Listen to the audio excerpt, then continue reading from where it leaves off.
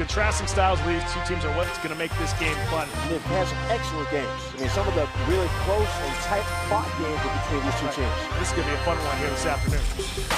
Derrick, bring it down the house! Great ball movement from the Lady Panther. Yeah, that was nice. Rivaldo can just do so many things. It's so athletic. You mentioned earlier in the game, Pat, how you really like this freshman. I can see why. The Brighton Bengals are the Division II state champions.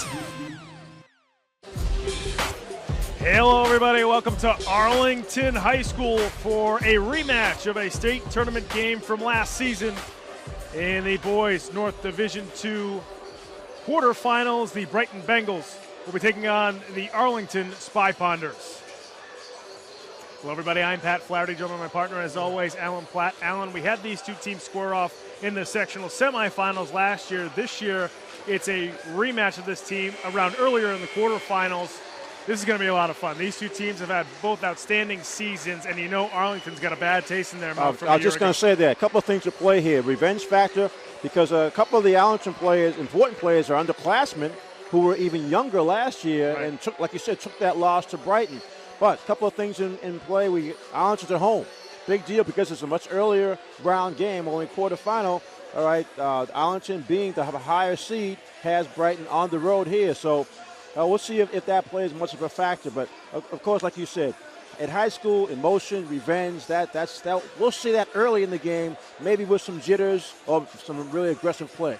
No question, and we'll see how both these teams get going early on just from the opening jump because of this being a rematch from last year. Now, you talk about the Arlington Spy Ponders. A lot of good guys from last year are back this season, but one player who's probably taken the leap the most is their sophomore point guard, Bensley Joseph. He's a player we're going to be looking out for tonight. Oh, no doubt. Bensley is going to be a handful for the Brighton defenders. He's only a sophomore, like you said, but he's an excellent scorer, good outside shooter, and can go to the basket. As a matter of fact, he started last year as a freshman. Right. He had 19 points in the opening round game when they're winning against Gloucester. Later in February, he had a 25-point game. So he's had some breakout scoring games, and Brighton's going to have to really key on him as well as the big guy inside the half. No question. Several good players from last season are a year older, so you certainly know that they usually get better in that sense, and Joseph has been one of those players now slotting in that point guard spot after Colin McNamara, the outstanding point guard from last season, has graduated. Meanwhile, on the other side for the Brighton Bengals, they had a lot of players from last year graduate and move on as well, but one player who got a lot of time last year off the bench and is now starting at point guard for the Bengals and has had a good first round here in the state tournament is our spotlight player, LaQ Howard. Well, LaQ is a key player for Brighton, obviously. I mean, we saw him, 10 days ago in the city championship. Had a tough game. As a matter of fact, one of the things I remember from that game is that head coach Hugh Coleman, during 2 different timeouts, pulled LaQ aside one-on-one away from the huddle just to talk to him. And whatever that was said, LaQ obviously listened to it because he had an excellent game in the first round to get that win and earn their way to this second round game. But he's key. Good three-point shooter, drives the basket, as you can see there. Good moves, but the most important part of his game is setting up his other teammates for their favorite shots. That's where he'll be the most effective.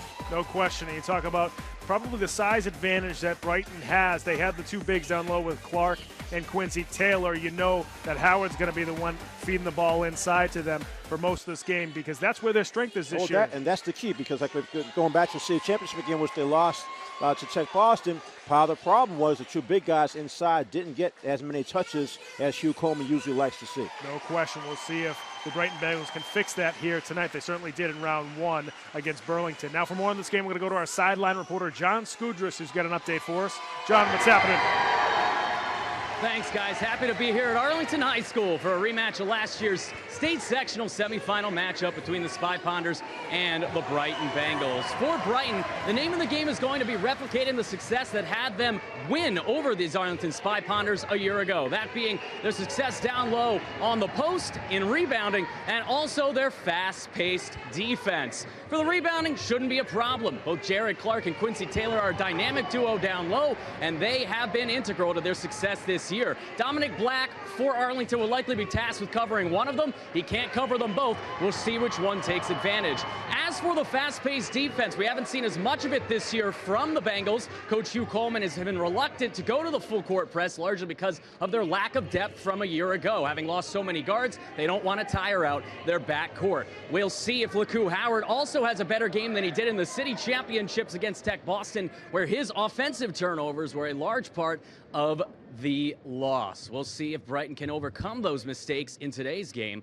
Back to you. Thanks very much, John, and certainly we'll see how these two match up because of the rematch from last year that we've been talking about this whole time. Bengals taking on the Spy Ponders here at Arlington High. We'll be right back with the opening tap right after these words. Don't go away.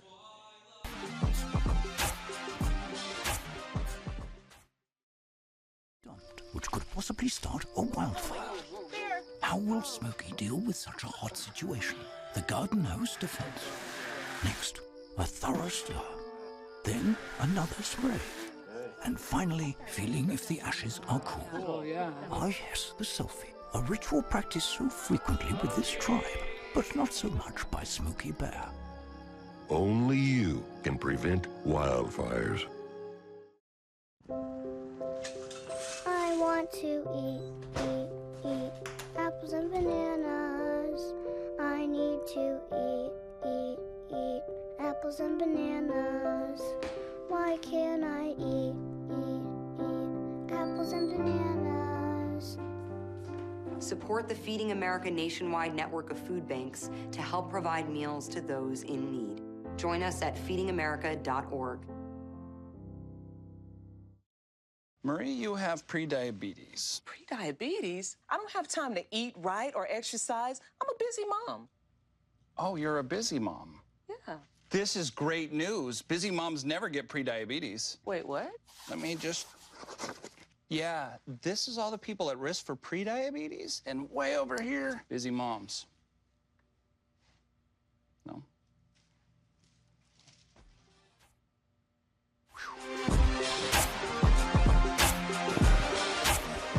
Welcome back to Arlington High School in Arlington, Massachusetts, as we get going for the boys North Division II sectional quarterfinals. Brighton taking on Arlington. Here are the starters for the Brighton Bengals. LaCue Howard at the point. Johnny Ortiz, the little guy at shooting guard. Angelo Lee, the three-point specialist at the three. Clark and Taylor are down low. Meanwhile, for the Spy Ponders, it's Joseph, Carolis, Black, Gascoigne, and Wasco. And the Spy Ponders control the opening tap. They are in the all-white uniform with the maroon trim. Bengals in the black uniform with the orange trim. We are set to go here at Arlington High. Bengals coming out in that typical zone of theirs in the half court. It's going to be a travel underneath as good double team once the ball went inside. Yeah, aggressive play right off the bat for Brighton defensively. And that was Wasco who lost his footing underneath after that nice pass from Dominic Black. The full court pressure from Arlington. So the pressure hurt Brighton in the city championship, but Tech Boston pressure is a little different than everybody else's pressure. Oh, yeah. As a matter of fact, probably close to the best in the state. Alley-oop up to Taylor for the tap-in. Yeah,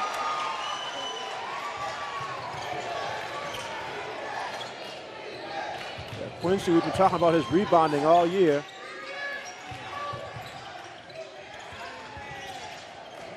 Bensley Joseph going to line up a three and nail it. Wearing number 30. We had him listed as number 10 on the roster. I hope he didn't put that on because he wants to get 30 points. Right. Or maybe he scored 30 points when he wore it one time and now won't put it down. Howard short on that jumper. Black comes away with the rebound. Black now in the open floor. Then it's Gascoigne inside for the layup. Quick hands that time because Arlington actually had the ball knocked away, but they were able to get it back to bank at home. Straight man-to-man defensively for Arlington.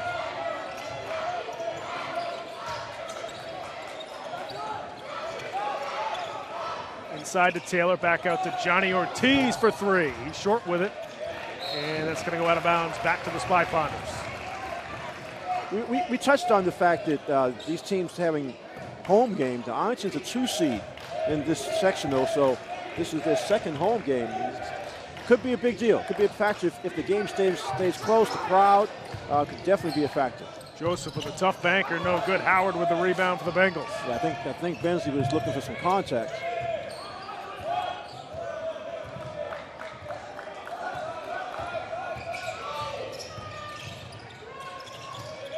Clark with the elbow jumper off the back iron, and Joseph comes away with the rebound. Joseph at the open floor, and he's short with that layup. Wasco with the putback and the foul. And see, now Joseph, he won't get an assist on that because he had a missed shot, but again, his penetration past the foul line to the rim, he missed the shot, but because the defenders had to go to him, watch, bottom of your screen, you'll see his teammate inside, able to sort of clean that up. Second time we've seen that. Wasco, Ben Wasco. He has a chance for a three-point play.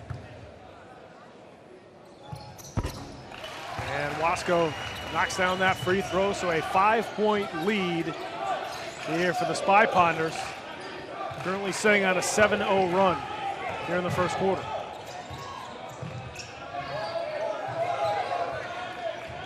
Make that an 8-0 run.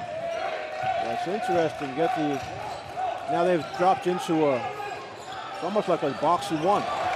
That's poked away from Clark, and now there's a fight for the loose ball. Howard and Joseph.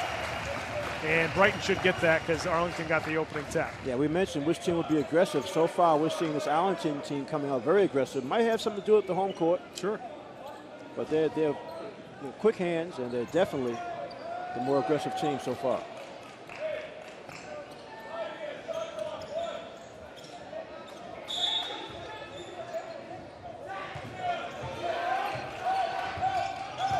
Howard spots up for a three and buries it for the Bengals. That's good news for Brighton. For him to be able to get that three-pointer off the dribble. Interesting matchup. Johnny Ortiz playing man-to-man on Bensley. Wasco for three off the back rim. And it's Gascoigne out to Carolus. And that's going to be a kick ball that'll stay with the Spy Ponders.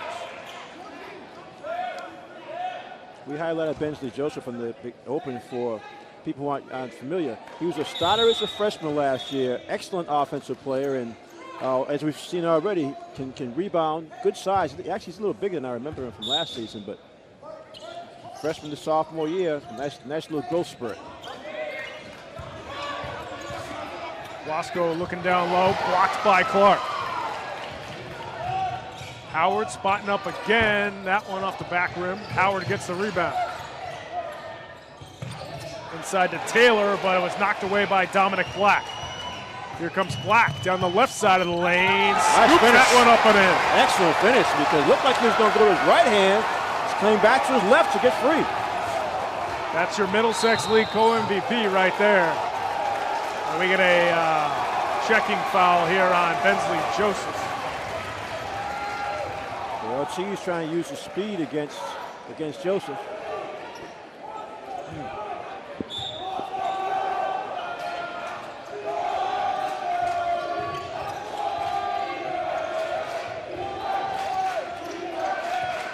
Gerard Clark. Nice fancy finish by the big fella. That's how he faked that little jump shot.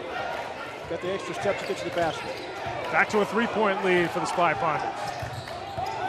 Joseph, offensive foul on Bensley Joseph. Yeah, he didn't have to do it because he had the defender beat on the spin. Second foul on Joseph. He's going to come out of the game right now because the scoreboard says that that's his third foul.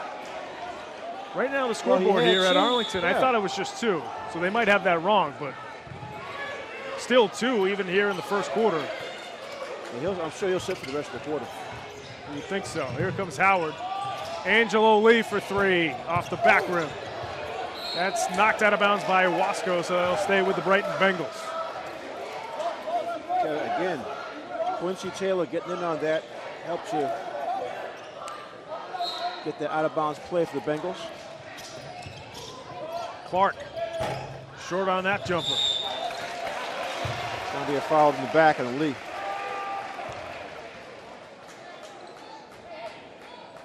You see Coach Bowler. As we mentioned, the Arlington Spy Ponders is number 2 seed in this sectional. Number 1 seed being the team from Beverly. Gascoigne for 3, no good. Gets his own rebound.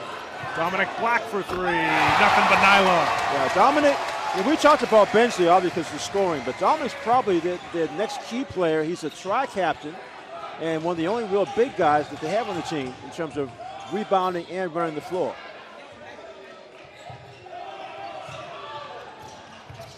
Clark again inside. Soft hands from Gerard Clark.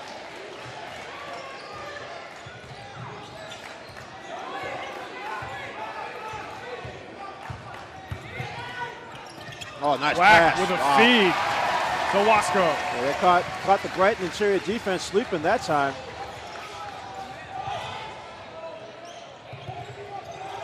Ortiz for 3. Johnny gets it down. Rimmed out and went back in. 3 from the corner from Brendan McNamara. Colin McNamara's freshman younger brother. Bad pass there from the Bengals. That's going to be a jump ball. It'll go back to Arlington. That's good quick hands too defensively. But you're right, Pat. That was a bad angle. Spy Ponders in their first game controlled it pretty well. Matter of fact, they had up to a 20-point lead against Ross. They ended up winning by 10, but they had full control pretty much throughout.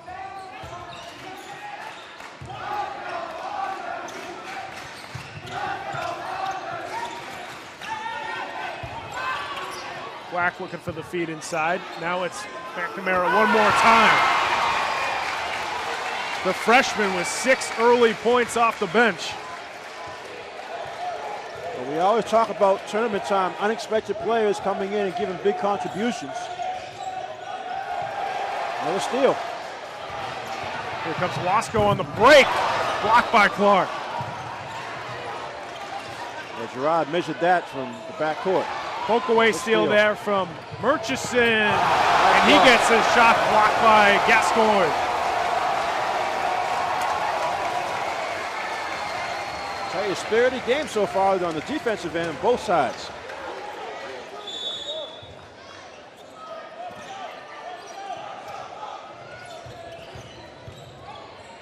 Clark with another runner, that one off the back iron. Ortiz, nice feed in. Oh, Clark couldn't hang on to it. Well, a few times we've seen Clark not gather a pass in.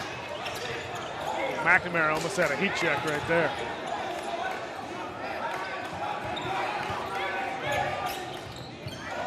Carolus slips a little bit at the top of the key. Now you see the Brighton defense going out to that three-point line. Off the up fake, it's Gascoigne. Couldn't squeeze it home. Taylor with a rebound for the Bengals. Here comes Howard, and he's going to get called for a carry. Yeah, it's too bad because that's one of his patented moves when he gets to go to the baseline.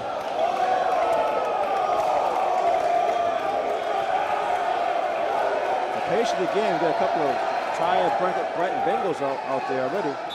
They're trailing 20-12. Yeah, both teams really only play about 7 guys. That's why foul trouble is so important.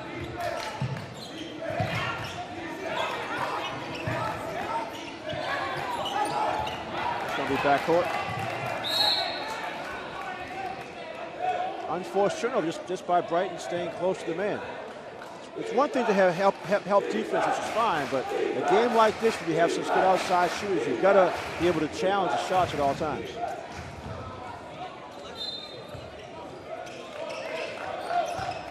Both teams shooting the ball real well from deep. Brighton now 2 for 3 from the three-point line. Arlington hasn't missed in their 4 three-point attempts. Taylor inside to Clark. Boy, Hugh Coleman talked about how well those two bigs pass to each other. They really do. They look for each other, and usually when the two of them combine for big rebound totals, Brighton's usually in good shape. McNamara, the freshman with the runner, can't fall for him. Now it's back out to Carolus. And that's going to be a shot clock violation. Oh, that's going to be the end of the quarter here at Arlington High. fun first quarter. Both teams coming out aggressive. Both teams trading baskets here with the Spy Ponders with a 6-point lead and a nice block there from Gascoigne. We'll be right back in the second quarter here on Game of the Week. Red hat. Oops.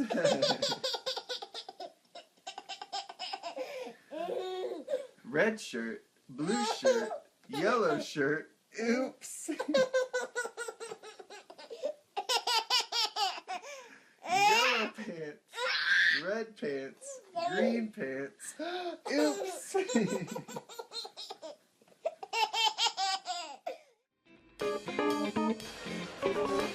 Welcome back to Arlington High School in Arlington, Massachusetts for our boys North Division II sectional quarterfinals.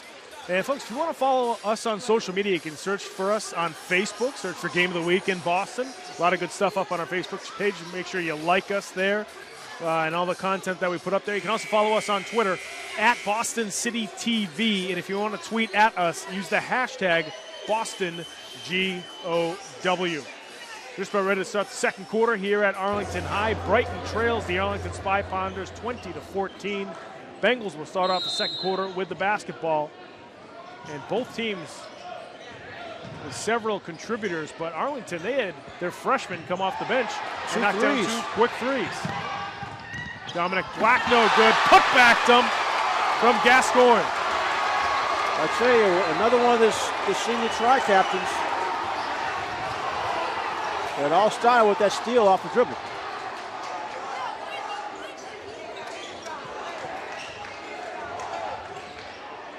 Howard, step back jumper, well off the mark.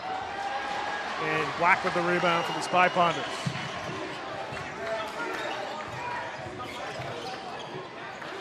Gascoigne for 3, knocks it down for Arlington, extends their lead to 11.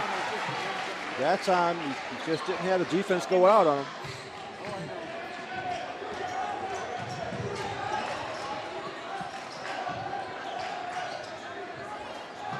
They got to get the rebound. Wide open 3 is knocked down. That time for Murchison.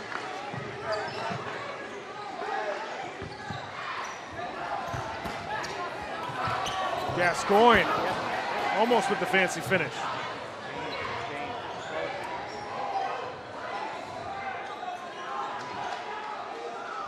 It's a really good run by Arlington, even without Bensley out there. Another steal. Off the turnover. Here's Gascoigne again, this time for the layup.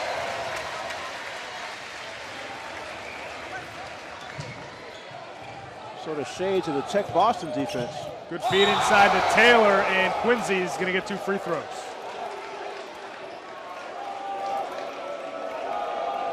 We talked about the freshman, McNamara, who lost this inside as Quincy didn't get it cleanly, but did get whacked to get 2 free throws. Gascoigne now with 9 points to lead Arlington. So we've seen all the tri-captains contribute early. Wasco with a couple of offensive rebounds. He had the points by Gascoigne and also Dominic Black. Substitution for the Spy Ponders coming in for Arlington now is Joey Pazia.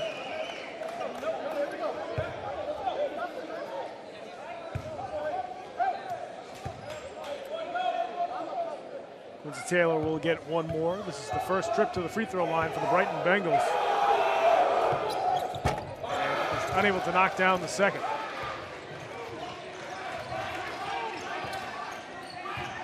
We talked about the aggressiveness there, Alan. Brighton just getting to the free throw line early in the second quarter. Well, that's, I mean, both teams are shooting threes like we mentioned, but still, Brighton has to do a better job of penetrating. And Black lost it out of bounds. That'll go back to Brighton.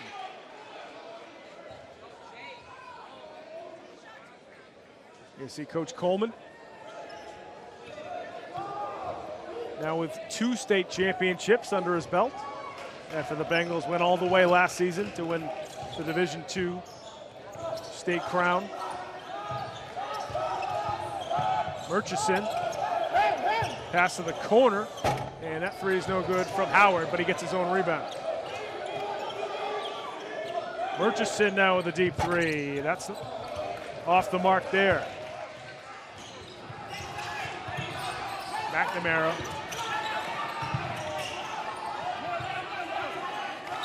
Yeah, I like the patience of Arlington. Move the ball around the perimeter. Black well off on that three as the rebound comes down to Clark. That's the first missed three-pointer by the Spy Ponders. Howard on the drive. And Quincy nice Taylor pass. just wasn't ready. That one almost thrown away by Johnny Ortiz.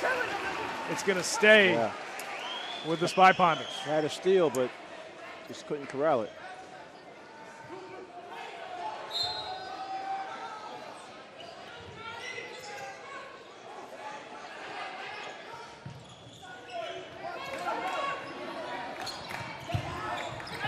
They feed it to Gascoigne again, and he'll get 2 from the charity stripe. Yeah, a little bump there by Quincy Taylor, but you've got to play him. You got to play him that close because they're cleaning up everything inside so far. You watch this little drop step move, splits Ortiz. They will reach in there. Just the call for against Taylor.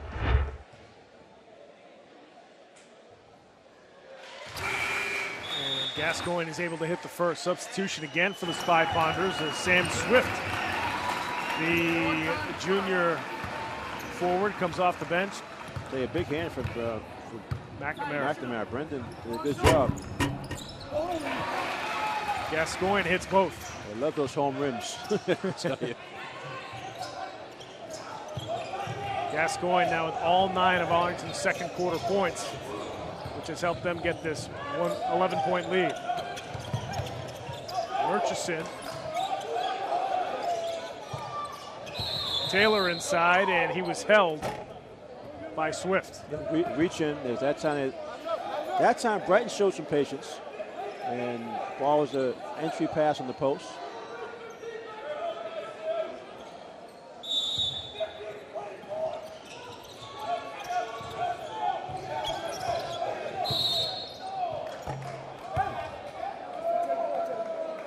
Going to be a pushing foul inside on Arlington.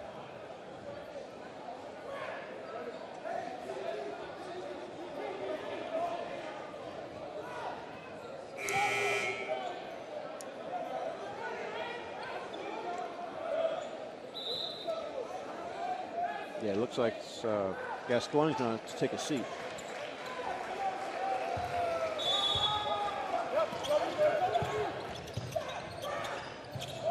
Gascoigne leads the Arlington Spy Ponders with 11 points as Johnny Ortiz is fouled after hitting the long-range 2.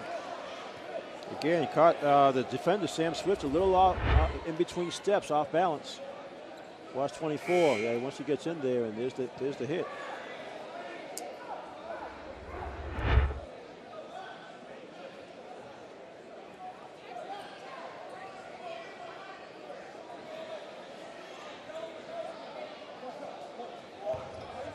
Ortiz a chance for a three-point play.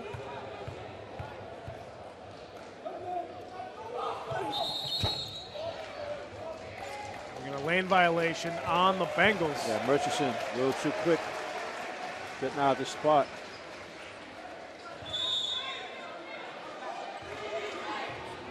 Seems like to be a lot of calls like that where sometimes you can get away with in the regular season, but when it comes state tournament time, you're going to have 3 officials every game. That's going to get caught. Now you see Brighton being a little more aggressive getting to the ball. Good swing by the Spy Ponders. Carolus unable to convert. Murchison. And He I'm going to say he turned the stepped ball out of over. bounds. Oh, wow. Too bad because he had Gerard Clark on the post.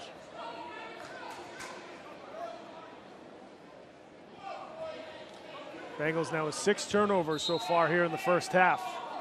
We're only midway through the second quarter.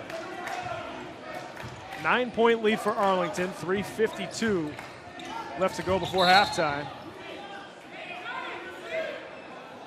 Yeah, Clark trying to get a steal. He's very deceptive with all the size he has. He has quick feet. Yeah, you see that fancy layup he made in the first quarter. If you're Arlington, you got to say to yourself, you don't expect a guy that big to make that kind of play. Right.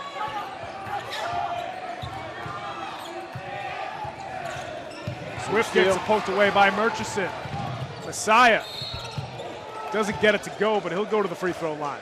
Good job just to get that shot off because he was getting a lot of defensive pressure from Sam Swift.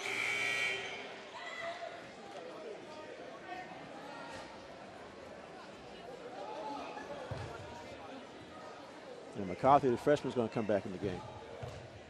That's going to be a luxury. We talked about Bensley Joseph being a freshman starter last year. Brendan McCarthy obviously gets a lot of time here as a freshman. And earns him. He hit those 2 threes in the first quarter to help give Arlington the lead. Murchison knocks down the second. It's got to be tough if you're Brendan McNamara following your brother who last year was the league MVP. I'm not 100% sure, but I think Colin had 1,000 points. I believe he's playing somewhere in New England at the college level, and you're a freshman, but you're getting playing time, and clearly he's playing well. And right now, for the rest of this game, he's going to be a player that Brighton has to find every offensive possession.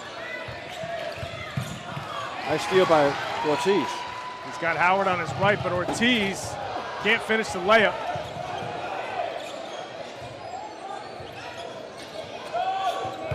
Clark gets it poked away. Back to Ortiz. Off the up fake. No good on the jumper. Another offensive rebound for the Bengals. Yeah, see, these long rebounds, the Bengals now seem a little more alert. They're getting to more loose balls. Howard spots up for 3. That's going to be cool. Brighton with another offensive rebound. Arlington very slow for the basketball here in the second quarter.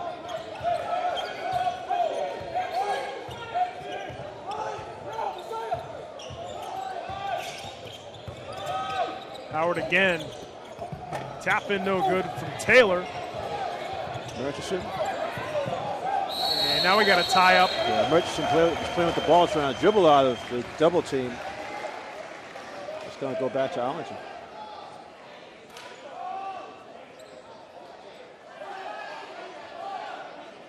But if you're Brighton, you got to like the fact you're seeing the team get a bunch of loose balls after missed shots. That's something that wasn't happening in the first quarter.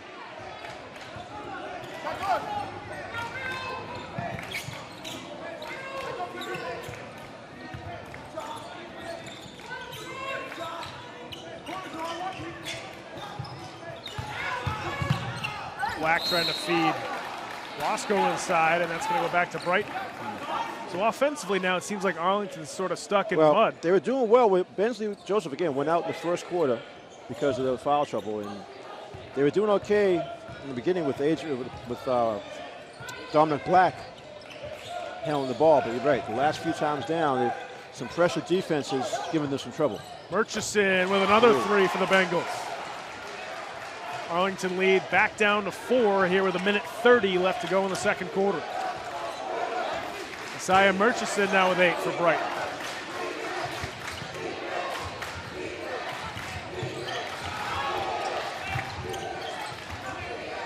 Carolus for 3, and again he's unable to hit it.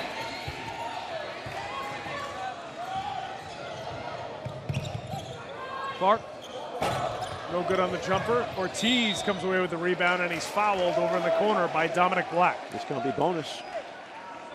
Give Johnny a chance for 1-and-1.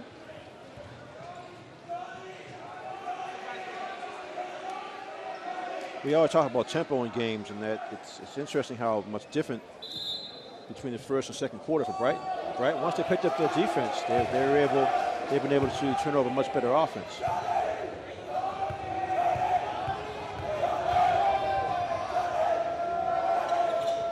Ortiz able to hit the first.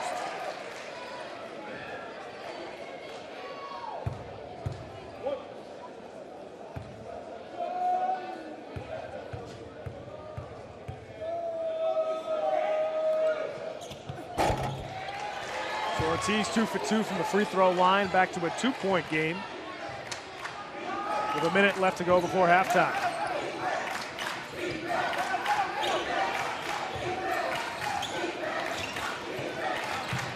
was an 11-point game. Brighton now has a 9-0 run. It's going to be more. It's a travel on Arlington here in the corner. Chance for Brighton to tie or take the lead with a 3.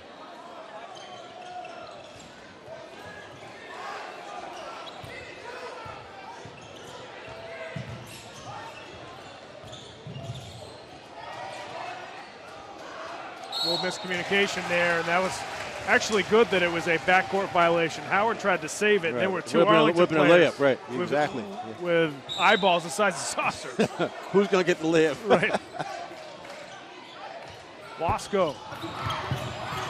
Ortiz chasing after the rebound, but he goes out of bounds.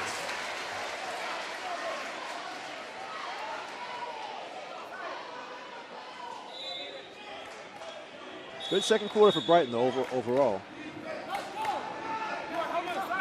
Once Arlington got up 11, this game could have tilted well in their favor, but Brighton's done a great job climbing back into it. It always starts on the defensive end. They rebounded better, forced some turnovers, covered the shooters much closer. Arlington going to try for the final shot. There's about a 1-second differential between the game clock and the shot clock. That's a turnover for the Spy Ponders. So now Brighton with the basketball, about 9.5 seconds left to go before halftime.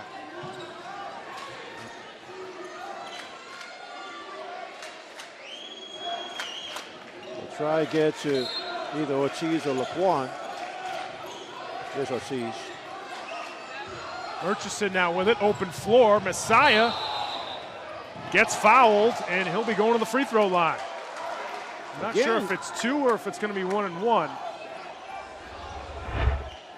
Looks like it's 1 and 1. Oh, yeah, the defender is still moving in. That was Wasco. Still 4 seconds left on the clock. So Messiah Murchison will head to the free throw line with Brighton down 2 here just before the half. Messiah will be shooting 1 and 1. Bensley Joseph and Gascoigne getting ready to check back in. It might be 2 now if they're not letting those guys come in. Yeah, I guess they decided it was on the shot. It must be 2 free throws then. And Murchison hits the first. So Joseph and I was just going to say the same thing you said. He's been huge for Brighton here in the second quarter. Yeah, you got 2 guys, both Murchison on the Brighton side and Brendan McNamara on the Spy Ponders side, really making big-time contributions. Murchison good on the second, ties it up here at 29 with 4 seconds left. Joseph tries a running 3, and he's unable to hit. So after an 11-0 run to end the half for the Bengals, we are tied up at 29 here at Arlington High School. And as we mentioned just before the end of the quarter there, Alan, it looked like for a minute that the Spy Ponders could really kind of not run away with this game, but open things up like you said. Brighton got a break when Bensley Joseph had to go to the bench with his foul trouble, because you're right, that game it was sort of teetering because Brighton just wasn't covering the three-point shooters. They weren't boxing out well and giving Arlington a lot of offensive rebounds. So you're absolutely right. It could have switched. No question. The head coach of the Brighton Bengals, Hugh Coleman, is with our sideline reporter John Scudris right now. John, take it away. Here with Brighton Bengals coach Hugh Coleman. And coach, that first half up and down roller coaster ride. You guys struggled with the turnovers a bit early, but in that second quarter you really came back. What'd you like from your team? I like the resilience. I mean, this is it's a great environment. Tough school, tough team, playing in their environment is tough. So I like when we got down that we stayed composed and we fought our way back.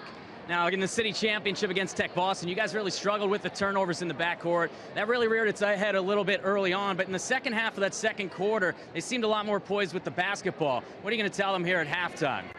The difference, similarly, just what you said. Early on, being loose with the basketball, turning it over got us down.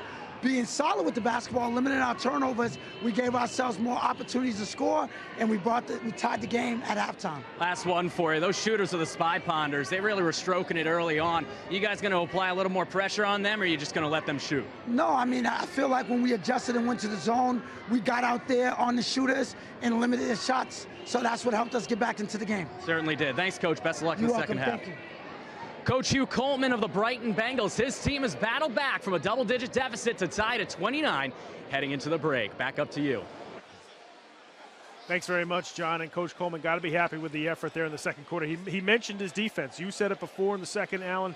The defense got turned up a notch here for the Bengals, and that's why they were able to come back. Well, you can't just let the first 5 minutes of the game, Arlington was getting wide open fields. They started the game off 4 for 4 from three-point land. Right. You've got to change that. So just like Hugh said, they went to a bit of a zone. There's some junk defense that would allow his quicker players to get out on those three-point shooters. That helps turn things around. But the overall aggressive defense helps get their offense going. And once they start scoring, that's Brighton basketball. No question. The Bengals getting back into it. We're tied up here at 29 at the Boys North Division II sectional quarterfinals. Folks, we're going to head to break. When we come back, we'll be right back here at Arlington High School to start the third quarter in the state tournament. We'll be right back.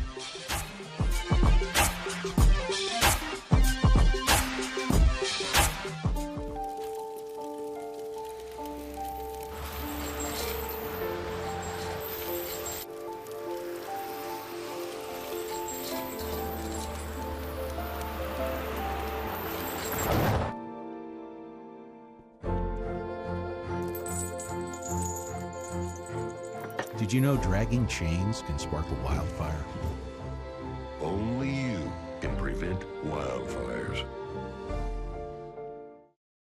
We cannot be bystanders. We can stop to make sure someone is okay. We can warn someone when their drink isn't safe. And disrupt the situation. We can. Get someone the cab. Or walk them home safely. We can make campuses safer for our friends, our roommates, our classmates, our fellow human beings. We cannot be bystanders. We can intervene. It's on us. All of us. Learn how and take the pledge at itsonus.org. Look at you. You're at the top of your game. You're unstoppable. Nothing can throw you off track. Wait, is that your car? Uh-oh. Yeah, I saw that coming. That will throw you off track. You're looking at around 10 grand in fines, legal fees, and increased insurance rates. Let's try this again. Smart move. Because buzz driving is drunk driving.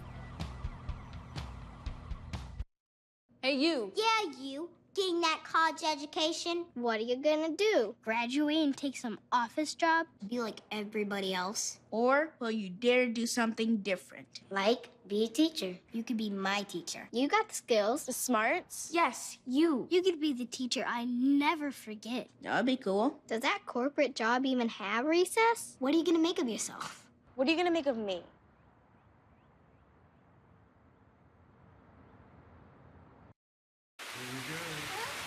Here we go. We're gonna go out there in the rain. Gonna get wet. All right, here we go.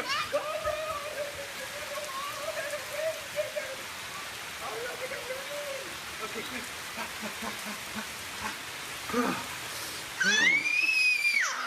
Oh yeah, yes. So much fun. Mwah. We're getting so wet.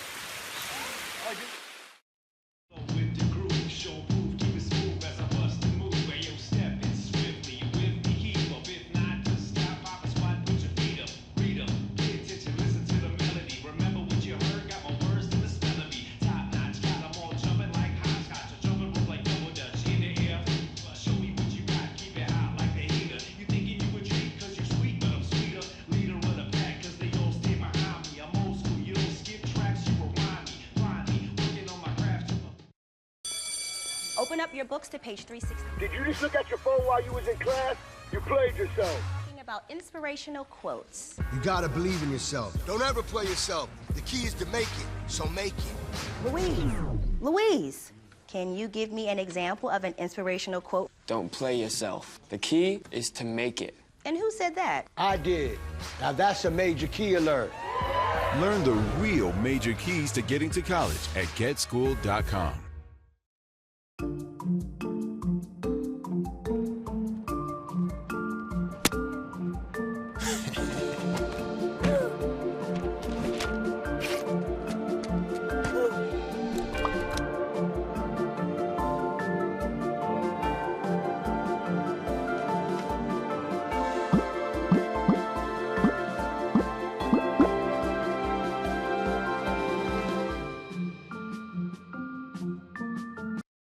I was physically at school, but my mind wasn't at school. I had problems at home. That's when I met Narnese. She started helping me a little bit, like, Nia, I don't know what you're doing, but your future is more important.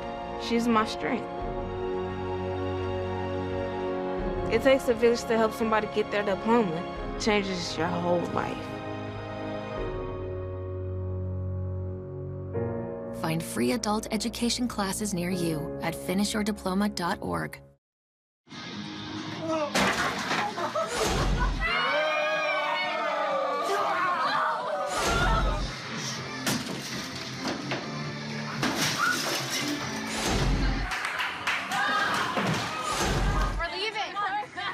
Most party fouls are pretty dumb. But if you decide to drink and drive underage, you could lose your license and your freedom. Underage drinking and driving. The ultimate party foul. Welcome back to Arlington High School in Arlington, Massachusetts for our boys North Division II sectional quarterfinals. The Brighton Bengals and Arlington Spy Ponders are locked up at 29 here at the half. And we saw a nice run there for the Brighton Bengals at the end of the second quarter, 11-0 run, in fact, to get them tied up here at halftime. So we're going to now take a look at the halftime stats here from Arlington High. And first up, it's going to be the Brighton Bengals. There's Bengals. Murchison, you talked about him having a really good first half, mainly in the second quarter, with 10 points. Johnny Ortiz with 7 rebounds. Taylor and Ortiz with 4 each, and assists. Ortiz has 3, and Lee has 2 for Brighton. So that second quarter really turned things around for Brighton. And let's take a look at Arlington. Arlington, Gascoigne inside, one of the big tri-captains with 11 points. McNamara, those 2 threes the freshman hit early in the first quarter. Rebounding Black with 3 and Gascoigne with 3. And assists, Gascoigne has 2 and Corrales has 1. So that'll change a bit second half because Bensley Joseph's going to come back. Has 2 fouls. He sat out the entire second quarter. Now he should be fresh and actually very eager to get his offensive game going. No question. Meanwhile, for the Brighton Bengals, you got to think they're going to go at him offensively to try to get him to go sit down again, because when he was in there, I mean, Arlington was in full control. Oh, definitely. As a matter of fact, his penetration led to the 2 3-pointers the freshman McNamara had in the first quarter. Right. Meanwhile, on the other side for the Bengals, you know, their offense at times wasn't quite fluid, but you saw Masai Murchison came off the bench and really made a big impact for the Bengals. He sort of held things together. Right. He held things together until they got into a flow. And that's exactly what happened. Like you said, 11-0 run to end the half and tie the score. Without question. So we're still tied up here at 29, folks. We're going to head to break. When we come back, we will have the start of the third quarter here on Game of the Week right after these words. Don't go away.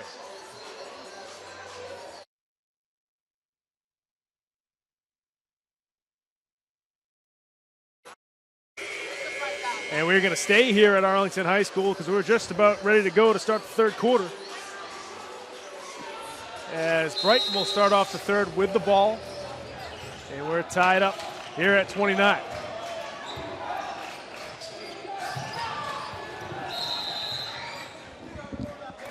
It's going to be a pushing foul on Clark after Clark had the ball knocked away.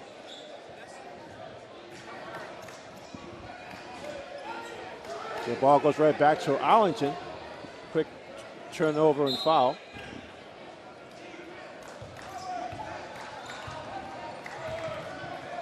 So not what the Bengals wanted to do to start the third quarter. Bengals staying in their 3-2 zone.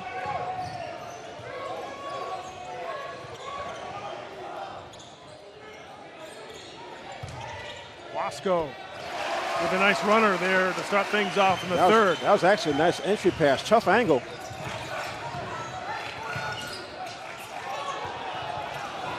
Somehow that found Ortiz, and now it's Brighton going after the rebound. Taylor pulls it out. Clark with the runner. Corrales comes away with it for the Spy Ponders.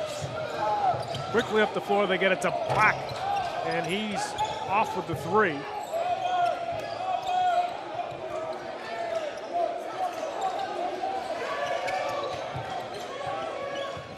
Right, defensively doing a good job up top, moving their feet to get to the open shooters.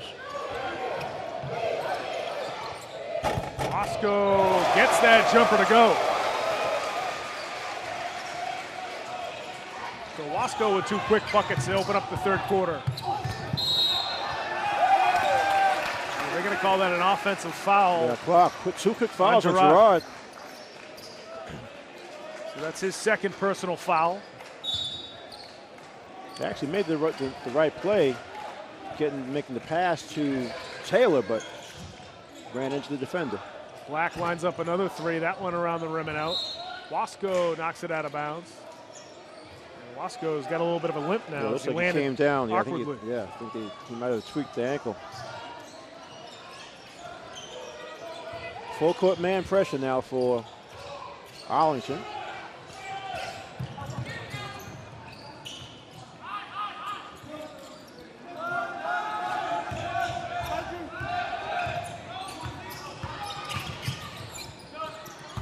Angelo Lee now gets this pass poked away, but it's going to stay with the Bengals. They only have 8 seconds left on the shot clock.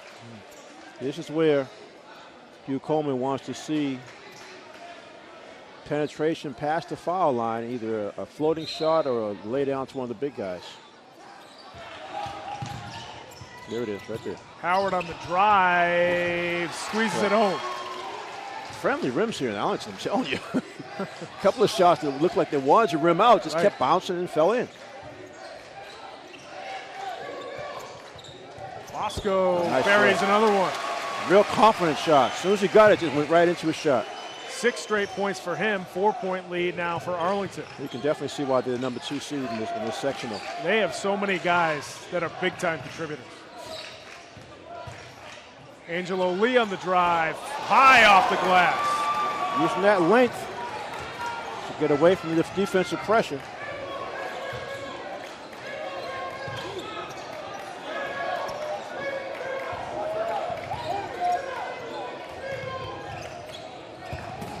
Gascoigne out to Black. Dominic carries that one from the corner. Again, having the big fella try to drive to the basket. Sucked into the defensive players for Brighton into the lane. Couldn't get back out to the three-point shooter.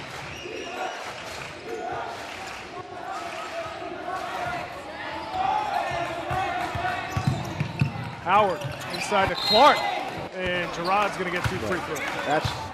That's what Hugh Coleman wants to see. As soon as Howard gets a step on the dribble,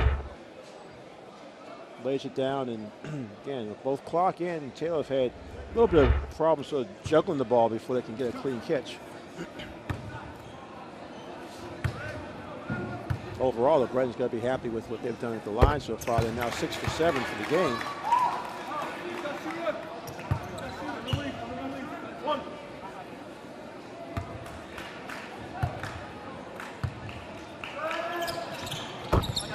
Clark now 2 for 2 from the free throw line.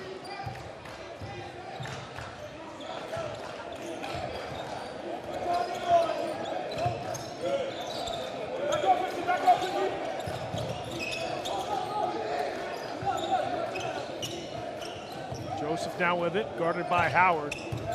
Hensley really hasn't gotten going yet here in the third quarter. As Black lost it underneath the call travel. Good point about Benson Joseph. See, we're seeing him just pass the ball. He's not looking to create or to penetrate like he did in the first quarter. You know, sometimes as a young player, you get foul trouble in your head and you make it out to be worse than it really is. He has 2 fouls. I mean, here we are in the third quarter, so he's got to get back into his regular offensive game. Just 3 points right now for Benson Joseph, that 3 that he hit in the first quarter. Jumper no good from Howard. Joseph with the rebound for Arlington. Joseph for 3, that one no good.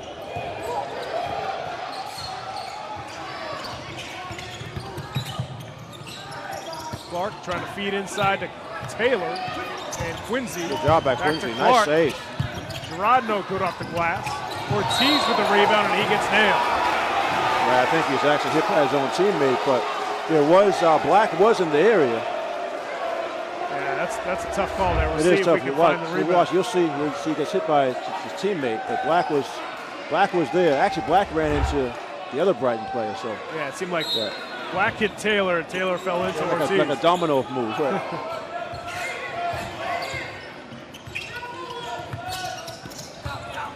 Clark going to work inside and nice finish. Puts it up and in. Underneath the backboard. the defender took a little bit of a break, thinking the clock had no way of getting the shot off. Gerard Clark now with 10 points for the Bengals.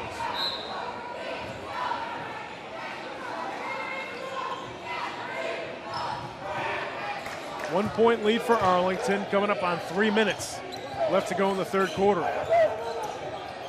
Joseph again for three. That one again off the back rim.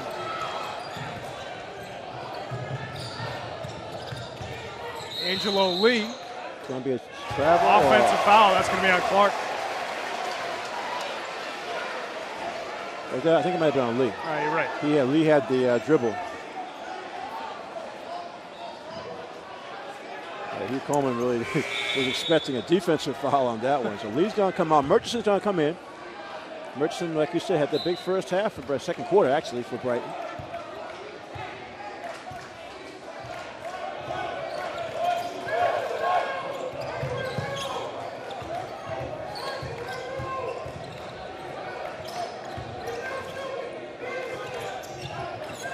Arlington, good swing for their offense. Back inside to Wasco. Knocks down the hook. Good patience once the ball goes into the post. Murchison off the hesitation. Nice finish. Wow. Talk about body control. He went up in the air. It's like he decided, what am I going to do? Where are those guys? 13 points now for Messiah Murchison.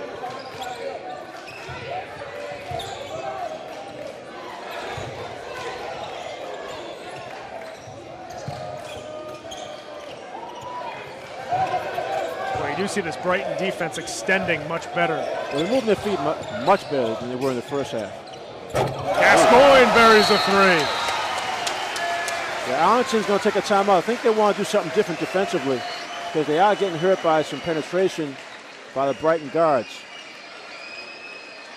So Gascoigne knocks down the three here with 1:51 left to go in the third. Arlington now with a 4-point lead over the Brighton Bengals. And you see Arlington pinging the ball around the perimeter. Meanwhile, Brighton, it seems like the offense is a little bit more difficult to come by. It has been, but this is the type of time of the game they can start to relax a little bit because they've gotten all the way back. This time, a little late on that closeout. Watch, the ball's going to swing back. Swing back out to the wing. It's a good movement. There's the patience. They know that that's their offense. They don't worry about the shot clock because they know one of the guys up top gets the ball. He'll look at the shot clock to see if he has to put it up or if they still have time to find something else open. But that's it. I like their patience. And even when the ball goes into the post, the big fellas, if they decide very quickly, am I going to shoot or am I going to pass the ball? And that makes it tough on defense. You mentioned the confidence for Arlington. Oh, yeah. You know, when you're in your home gym, too, the confidence in that shot is so different. All that helps. Coming out of the timeout, Brighton with the basketball. Down by 4 here in the third quarter.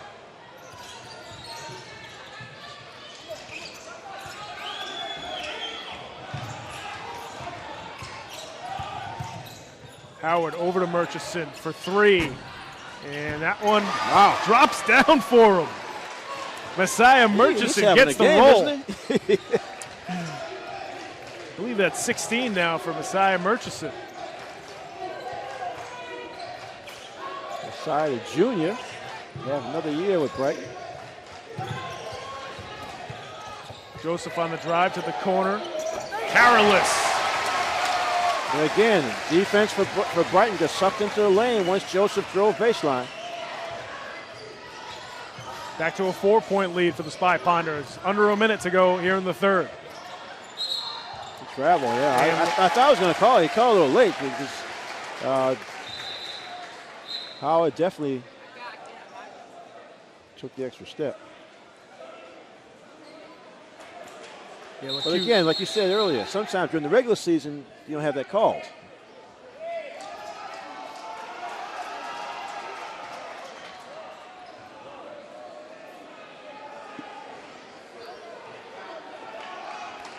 The referees are pointing something out to. I think they have a problem with one of the spectator.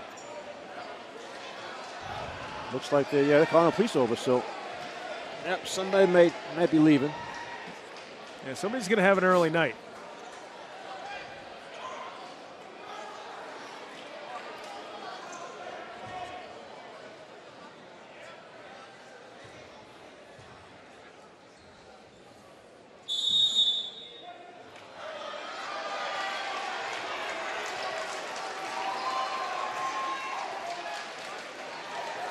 It's out of our view, but can't see it from our vantage point. So. Yep, somebody got the escort. Yep, and the MIA does give a warning before each game about either taunting or bad language, whatever. You can certainly see it on our camera. That student section is right on top of players right there. Carolus with another three. That one off the side of the backboard. So now Brighton has a chance to get as close to the final shot as possible here in the third. Howard inside to Clark. Yeah, Howard actually got caught in the air, but did a good job to find Clark at the last second. No problem with the clock, it looks like.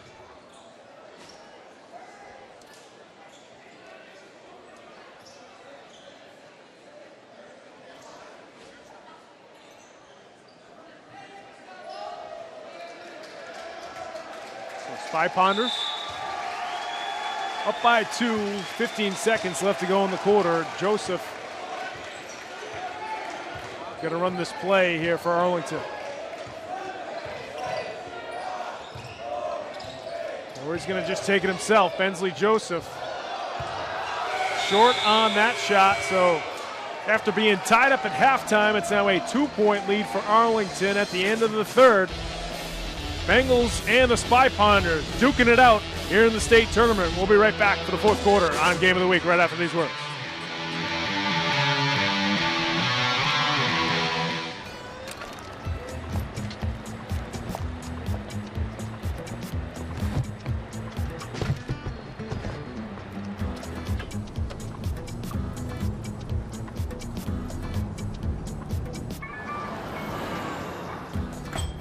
It's a short ride from your neighborhood to your naturehood. To find a neighborhood park or green space near you, visit discovertheforest.org. Welcome back to Arlington High School in Arlington, Massachusetts. For the boys North Division II sectional quarterfinals, the Arlington Spy Ponders lead the Brighton Bengals 46-44. And folks, if you want to follow us on social media, you can go to our Facebook page, search for Game of the Week in Boston on Facebook. You can also follow us on Twitter at Boston City TV. And if you want to tweet at us, use the hashtag BostonGOW. Hey, Pat, well played game. I mean, state chairman always tends to bring out the best in you. I mean, good coaching too, because we've seen both coaches make some major adjustments on offense and defense based on foul trouble and the way the shooting's going.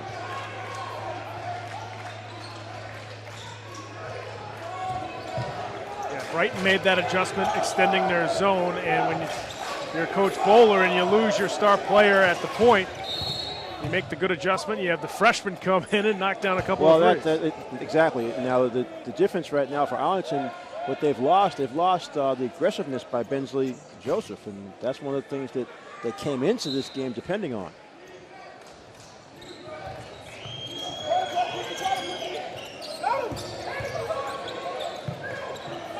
Joseph lining up a three. That one off the back iron. Howard going to slow it up at the moment for the Bengals.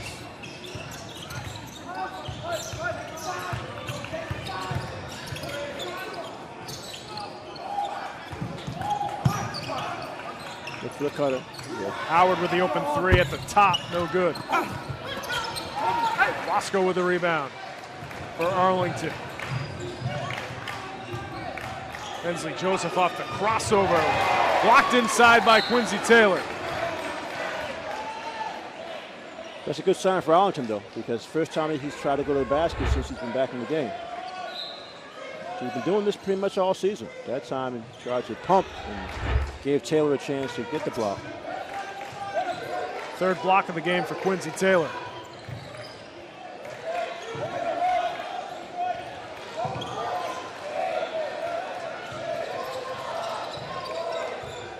Good D. Good 2 seconds defense. on the shot clock. Carolus, but Gascoigne's there for the weak side rebound.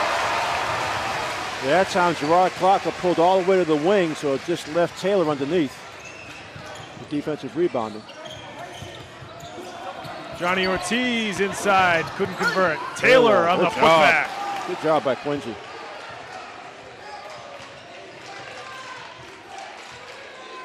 Sometimes on the offensive rebound, it does come down to one-on-one situations. Wasco inside, now over to Carolus. Dominic Black for 3. Taylor pulls it down for the Bengals. Brighton with a chance to tie or take the lead on this possession. Clark gets it poked away inside to Quincy for the layup. And a foul. And one.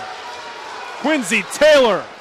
But again, the play was made by Gerard. Gerard saw that he was a few feet away from the hoop and his teammate still hanging around the basket. Get it to him. Watch this. See Clark right there. He's a little too far from where he wants to be. He's able to get back that knocked away ball. There's Quincy, and foul's going to be on Gascoigne. And Taylor completes the three-point play. Bengals have the lead for the first time since they scored the first basket of the game. Yeah, Taylor had the alley-oop play for the first play of the game. 5-0 run for the Bengals, who are now 8 for 9 from the charity stripe. That's funny too, because during the course of the season, that's been one of their issues. In certain games, they've had a tough time at the foul line, but not tonight. And every one of those has really made a difference. They got a 1-point lead. See, I think what Hughes, he gets that excited when he's talking about defense. Because I'm sure he's happy with what's been going on since the second quarter. But he wants to remind them you can't get sucked into the lane when either Joseph or any of the other guys, Black for Arlington, penetrates and kicks out. You can't get sucked too far in because you've got to get back out to that shooter. Brighton Bengals as a team sharing the ball well. They have 17 assists total. A lot of that comes from the two bigs down low. We just saw it from Clark. Yeah, and Taylor's done a good job keeping balls alive if he can't get the offensive rebound. But you're right, the passing between Taylor and Clark has been a key. Under 6 minutes to go here in the fourth quarter. Brighton Bengals with a 1-point lead over the Arlington Spy Ponders.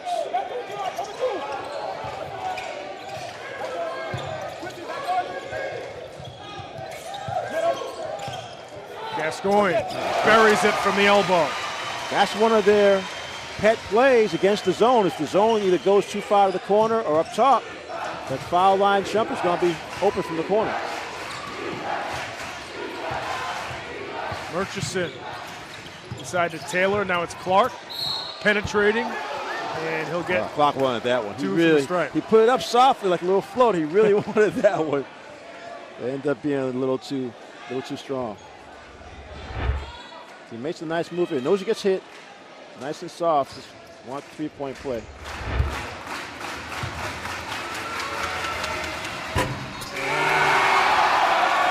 A rare miscue for the Bengals at the free throw line tonight. It's their first miss in a while.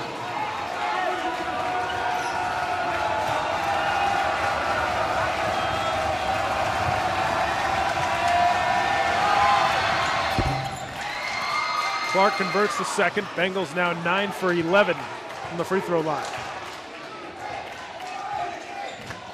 They're tied up at 50. Coming up on 4 minutes left to go here in the fourth. Joseph on the drive. Fell hard, and it's going to stay with Arlington. Yeah, Joseph's having a tough game. And it's a shame, too, because that second foul in the first quarter. That changed a lot. He sat out the rest of the half, and he just hasn't been himself. McNamara with a long 2. The freshman now with 8 points.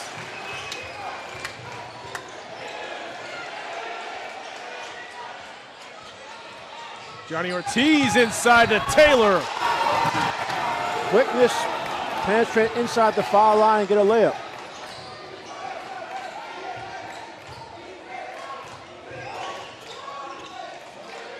Joseph, corner 3, well off the mark. Yeah, so he's feeling the pressure of being their high scorer and forcing a couple of shots.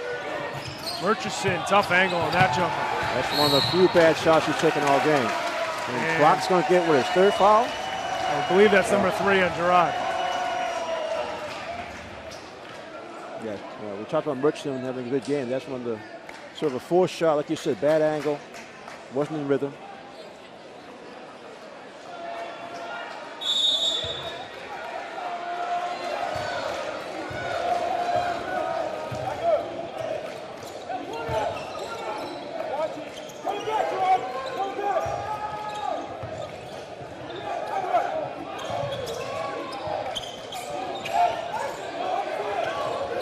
Good swing.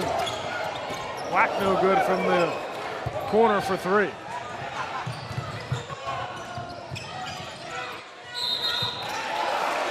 Johnny Ortiz whistle for the travel. I didn't think he gave up his pivot foot, but he must have been moving it around. Maybe it might have slid.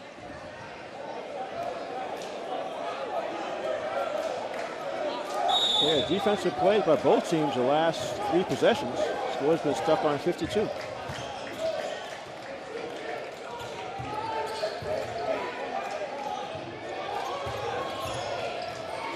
And McCarthy, the freshman shooter's in the game for Arlington.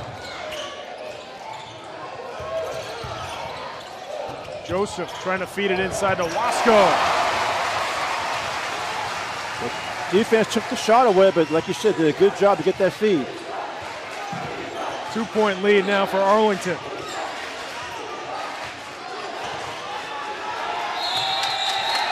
Brighton's got to call a timeout. And Hughes saying he called it earlier, but with 18 seconds left on the shot clock and 3:16 left on the game clock, Brighton calls a timeout here in the fourth quarter, down by 2. And right now the Bengals not really sure what to do offensively. Well, I was just going to say, I mean, you saw Bensley Joseph really pick up his individual defense.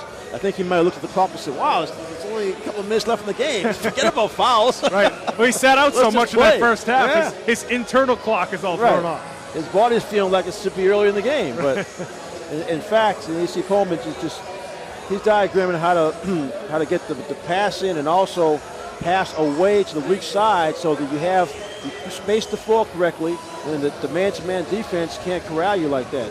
Joseph did a really good job, and he uses his length of his arms to make it tough on Murchison. When we talk about Joseph being a young player still, it's just a sophomore, but that shows some maturity when you can struggle offensively but just turn it up on the defensive end when your shot's not going down. Yeah, he's talking to the official now because he really thought he had a 5-second call.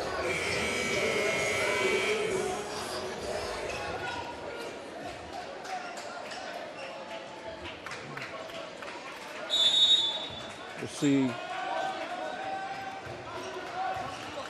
Coming out of the timeout, Brighton usually likes to go down.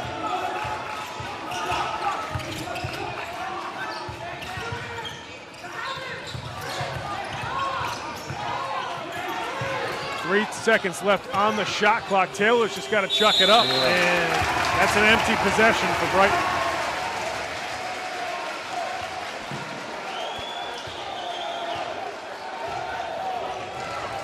Arlington is doing a good job defensively, keeping the Brighton guards from penetrating past the foul line.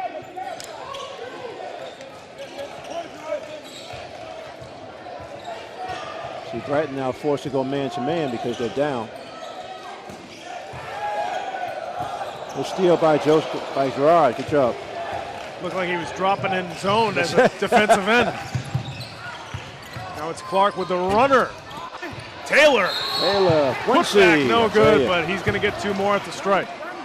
It's funny, people always talk about how it's easy for a shooter to foul his own shot. With those two, it's almost like when either one shoots, the other one knows where the ball's going to come. Good job by Quincy. Watch. Goes right back to the backcourt.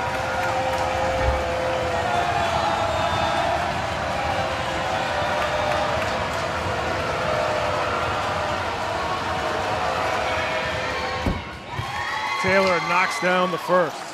When you talk about these two guys, Taylor and Clark, they both started at Brighton at the same time. They both were the bookend defensive ends and tight ends for 4 years, and now they've both been two of the most important bigs in the basketball team for 4 years. They've grown up together at Brighton High School. And they want to keep this run going, that's for sure. Taylor no good on the second, so still a 1-point lead for the Arlington Spy Ponders here with 2:15 left to go in the fourth quarter. Okay, they're actually still in that zone, but they're matching up in certain spots. So this is another wrinkle that Hugh Coleman uses. They'll match up and pressure the ball in certain spots on the floor. They've been burned with some of the wing shots from three and mainly the corner three-pointers.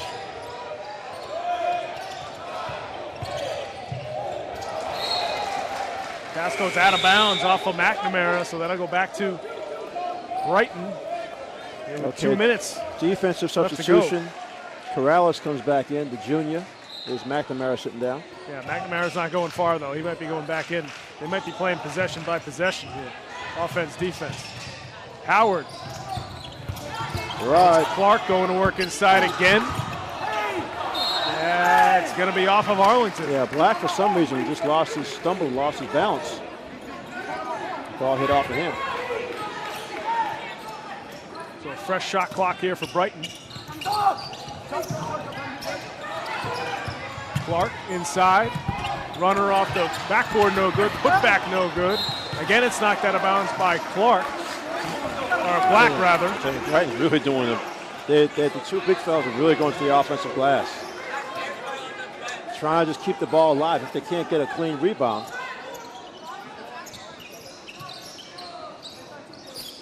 Because there isn't really a huge size difference at all. It's just that we're seeing Brighton, because they're down one, just being a lot more aggressive, trying to get second chances.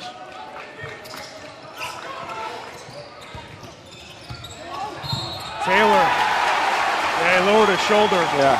Trying to didn't have to. Didn't have to. That time he was not surrounded.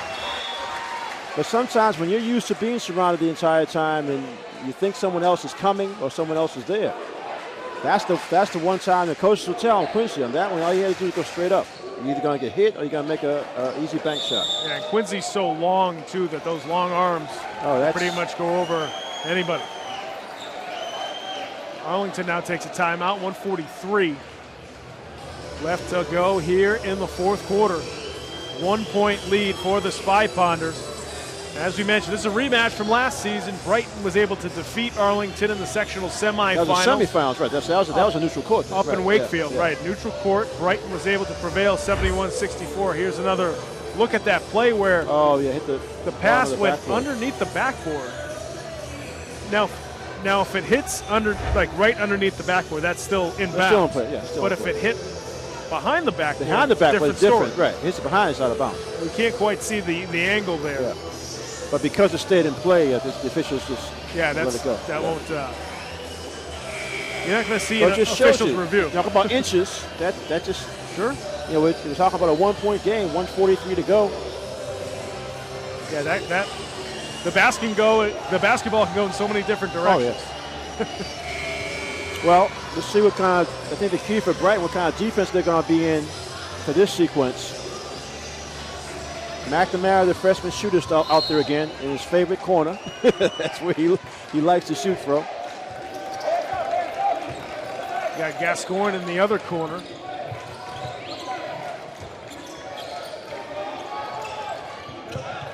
Now it's Joseph. As we mentioned, he's been cold ever since that first three he hit in the first quarter. Gascoigne inside, lost it out of bounds. Yeah, the right idea, but now they're going to talk about it to see if it was deflected. I think it went straight out. Looked like he just lost it. There's the offense-defense switch. Corrales back in.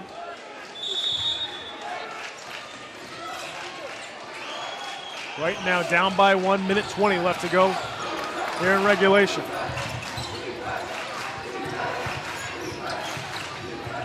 Back to Ortiz with an open three, and he's well off the mark. That was a nice set play there. Open shot, wide open shot.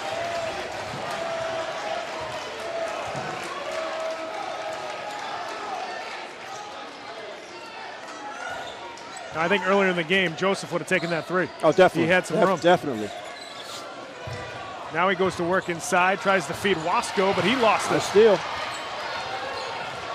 I think Quincy's hurt. Yeah, Taylor is down there for Brighton.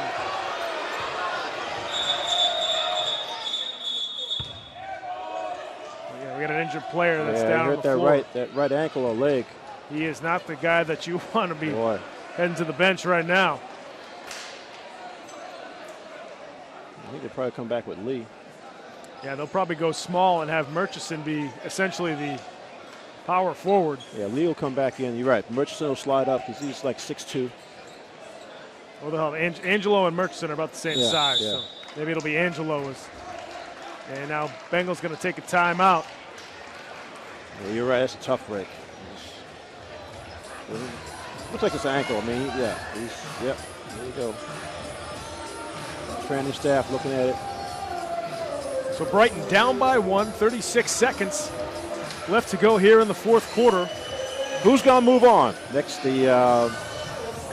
round, semifinals will be the winner of this game against the winner of North Andover against Marblehead. I don't believe they've come out with the location of the next game. It will be a neutral court. Actually, yeah, North Andover is the 3rd seed, and Marblehead, actually the 11th seed. They had an upset win over Winchester in the first round. So those two teams will be squaring off tomorrow. The schedule for the state tournament just got thrown out of whack after that monster storm we had last night. Rainstorm that took power out of a bunch of areas up and down the coast. And if you look at the South Shore too, if there were any games down there, the whole South Shore is hurting for power. Most of Brockton, most of Bridgewater were out. So we'll see if they can restore the power in those schools so that they can have the games over the next couple of days. Because you're right. Otherwise, to try to reschedule all that's going to be a real crunch. This game was scheduled for last night, and they just simply slid it over to tonight. And it has been a good one. Brighton down by 1. Here with 32 seconds left. Howard on the drive. It doesn't drop for him, but he's going to get 2 free throws. He's shaking his head because he knows that's one of his patented plays. He's used to going up and under. Watch how he finishes this. Up, and then gets hit in the head, but he's really used to making that. So Q Howard, the senior point guard for the Bengals, at the line with a chance to tie or take the lead. This is where Hugh Coleman wants at the line. No question. Oh, good news for Brighton. It looks like Quincy's coming back. Wow. Powers of youth, huh? Talk about recovering quick. Yeah, nowadays, if I had a sprained ankle, I'd be out for a couple months. Oh, it's something. And here we go. Q Howard shooting 2 free throws. No good on the first.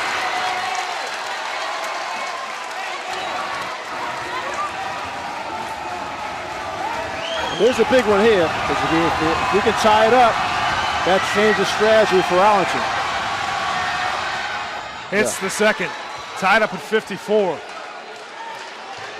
So the Spy Ponders they're going to take call a timeout. I was just going to say, if they didn't call a timeout, it would have been all about Bensley Joseph, but I think the head coach, John Bola, wants to go to one of their favorite plays that he feels his players are most comfortable with. They've got a lot of scoring out of that foul line extended jump shot from the big fellas when they come off the baseline. The 3-point shooting, that was mainly all early in the first half, not so much second half, the way Brighton's been playing it. And of course, they've had a bunch of putbacks on offensive rebounds. So, not sure if Brighton's going to go straight man. Bola might be telling his team right now, if they go man, this is what we do. If they stay in that 3-2, we do something different. And he has, like you said, Joseph, the freshman, started last year. Sophomore, sounds young. He is young, but he's experienced. He is experienced. So I'm sure that Arlington is very confident saying to him, listen, see what they're doing, and then we're going to run one or the other based on what they do. Now, if they come out in a certain defense, does Coach Bowler, once he sees that defense, then call out what they're doing? Or does he let his point guard make the decision? He'll call, well, again, it depends on if Joseph's very vocal, he'll do it himself. Otherwise, or if Bowler doesn't see the adjustment being made, then he'll yell it out. Right. Of course, he always has the option to call another timeout as well. And now Hugh. Now, Hugh's going to take a timeout because he wants to go. He wants to go three-quarter court pressure. Now you got to be careful because you can't really depend on Quincy to really move that quickly a long distance. So if he's going to be protecting the basket, it could be tough if Arlington is able to pass the ball into the front court without having to dribble. Boy, this has been a great game here at Arlington High School. We knew it coming in that, because of the game last year and because of, how this tournament has unfolded so far, and because the game was postponed one more night, it's one more night of how's this going to shake out. A lot of factors. I mean, you're right, because these guys were definitely ready to play last night. Everyone's used to playing on Fridays. Everybody is. That's right. So for them, body clock and all that, schedules, whatever, they're definitely used to playing it. But luckily, we were able to just have it postponed this one night. These kids have really played well. This has been a fun atmosphere here at Arlington High School. Their athletic department has really helped us out, getting our cameras and our truck in here, and Arlington has been very hospitable to allow us to come in here. We're also right next to the Arlington Access television station, who have been very helpful to us as well. So here we go, Arlington with the basketball, tied up at 54. Johnny Ortiz is playing on. They don't want the ball to go to Joseph, but they will now. Brighton drops back into that 3-2. There's no shot clock, so they're going to go for the last shot. Black now with it. 10 seconds left to go in the game. We'll see what the Spy Ponders want to do. Joseph going to make the decision. Now it's Black. He's going to have to put a shot up. Dominic Black. Shot is no good. Overtime. And actually, there should be time left because the shot actually hit out of bounds. It hit that the support. stanchion, right. Hit the support, so it's up to the officials if they're going to put any time back on the clock. Yeah, Brighton should have, I believe, a second left on the clock, or at least a half a second.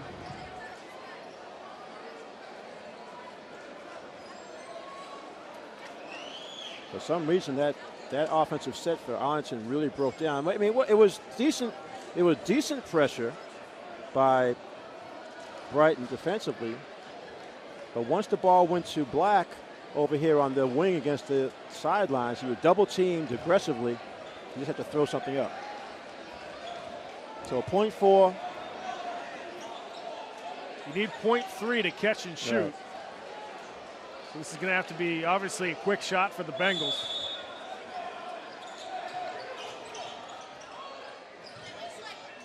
They get it into Clark. Good tap away from Wasco, and now we are officially headed to overtime here at Arlington High School. And what a game this has been in the Boys North Division II sectional quarterfinals. Well, the first half ended up being half of runs, an 11-0 run. I think it was 9-0 run for Arlington, 11-0 run for Brighton to end the half and tie the game. And here we are tied again.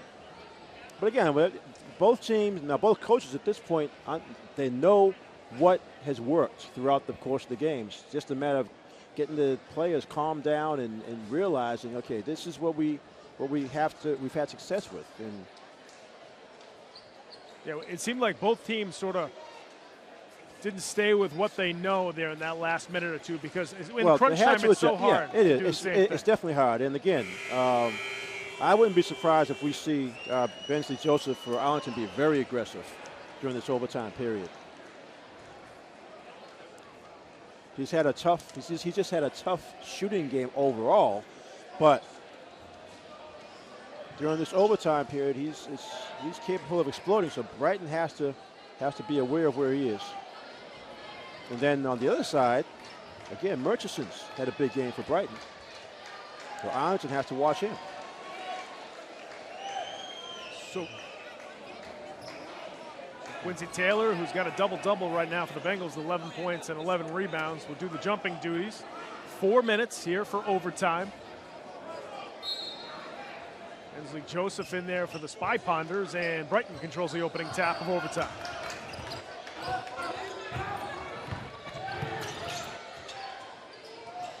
Clark off the up fake. And he was grabbed on the floor. Common foul. They'll be 1-1 though. That's the bonus on Arlington. That is 17 fouls now for the Spy Ponders. Quick, aggressive move by Clark as soon as you got the ball. You have to like that.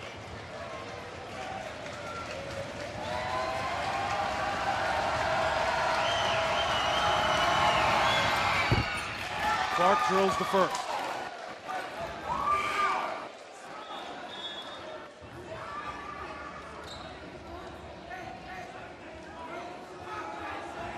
Gerard Clark now with 14 points for Brighton. That means out of 55, you got 25 between Clark and Taylor.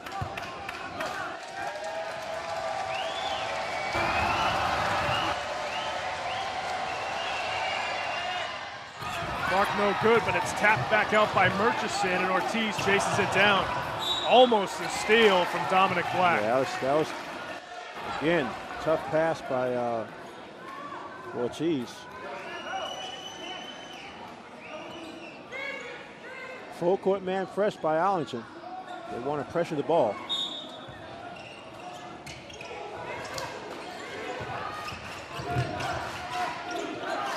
Face up, there you go.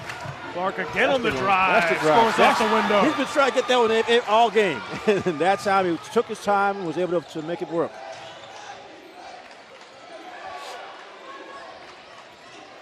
Bengals now with a 3-point lead in the overtime period.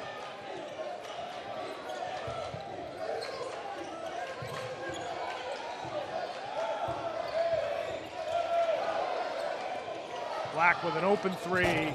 Short with that one. Tries to chase it down. Good job. Really good job. Hustle that time by Murchison. His passes. Wow. That's stolen away by Carolus, and then he gets fouled by LeCue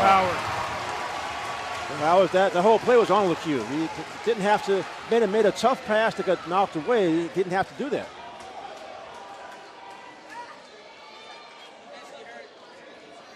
Chance for free throws now for, what's that, Corrales? Yeah, Nicholas Corrales.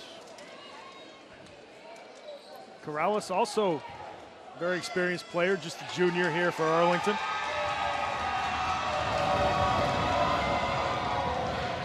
And he hits the first.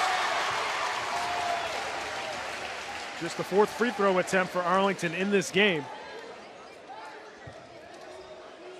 Well, they've been shooting a lot of outside shots. They've gotten a bunch of putbacks on offensive rebounds. Arlington now 5 for 5 from the free throw line. 1 point lead for Brighton here with under 3 minutes left to go in overtime.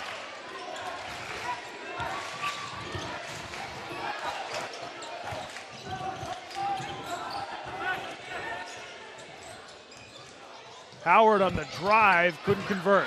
Taylor back up top to Clark, who again goes to the basket, and he could not convert the layup, but he'll get 2 more from the free throw line. But the big fella, I tell you, you got to be happy. For Brighton fans, you got to be happy that he's so aggressive here in the overtime. You got to be. That's what you want to see.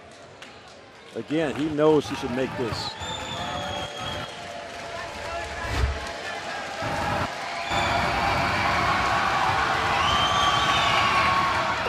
Rod hits the first. He has a bit of a stroke going now. He has his rhythm.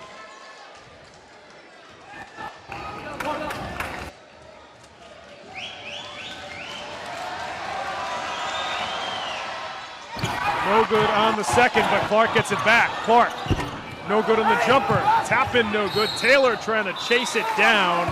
Let's go back to Arlington. Gerard might have been a little too anxious that time.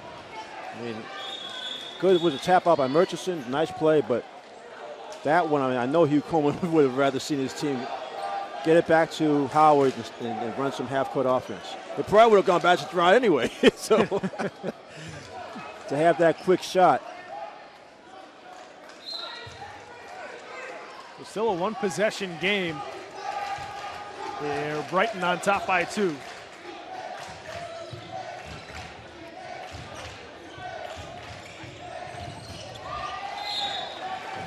They'll stay with Arlington. Seems like both Joseph and Dominic Black have sort of been hesitant offensively. Sometimes you can get emotionally fatigued, and that might be what's happening because they're both disappointed that they haven't played a bigger role in the scoring. Good swing over to Daralis. Now back to Joseph. 6 seconds left on the shot clock. Reverse lay-in goes down for Dominic Black. That's one of the toughest shots of the game, to go up and under like that. And then Howard gets bumped right around half court by Black. Still just 1-1 though. Gotta make the first.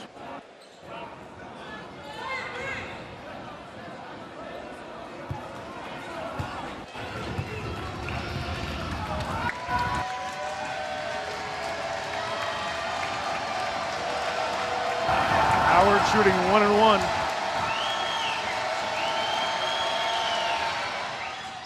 And he breaks the tie with the first.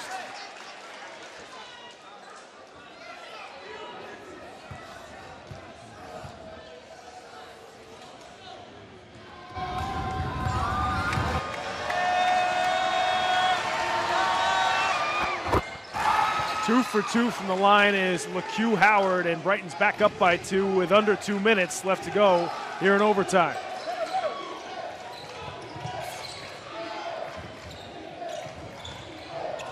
Almost a steal from Clark. Joseph unable to hit the jumper, and Howard comes down with it for the Bengals. Howard inside to Clark, big fella, scores off the window. 4-point lead for Brighton. That time Clark got as deep as he wanted, knowing that as soon as he gets the ball, one bounce and the shot's up.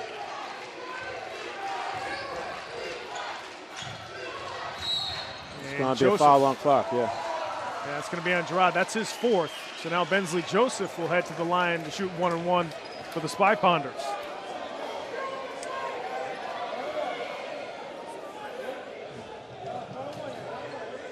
Clark a little too aggressive getting out there on the baseline.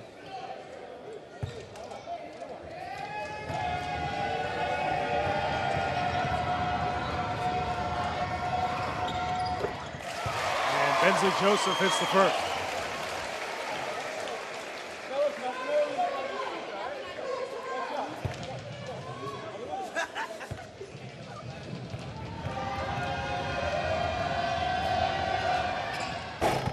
Two for two from the line is the sophomore point guard, and now Arlington wants a timeout. 1:18 left to go. I think we're going to see some type of defensive trap by Arlington. So Brighton has to be alert, and not just their backcourt players, but even the forwards have to come back to help. We've seen Arlington at different points in the game go into that full court pressure. They've even used man-to-man pressure. So all the high school teams have a man-to-man pressure full court, or they have a full court zone press. But again, it comes down to what Coach Bowler thinks his team is most effective with. All the guys move in sync as they need to.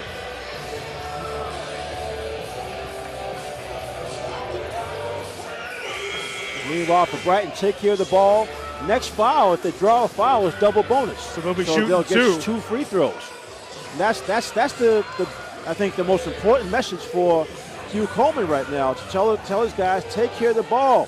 You can't depend. They may be slapping at the ball. You can't depend on a touch foul. You got to keep the ball, get it to someone open, or drive it yourself. Now, if you're Brighton with that, just one foul till the double bonus, do you go straight into Gerard Clark, no knowing he's going to get some contact he's inside? Right there. Yeah, he's getting ready. He's not going to move too far, believe me. So you have Howard. Clark now posting up inside. Howard inside to Clark. No contact. Taylor for the basket and the foul for the Brighton Bengals. With the bad ankle, Quincy Taylor. We talked about it earlier about how these two guys follow up their partner's shots. This is exactly what we see. That's not a shot you usually have Clark miss, but Quincy in traffic.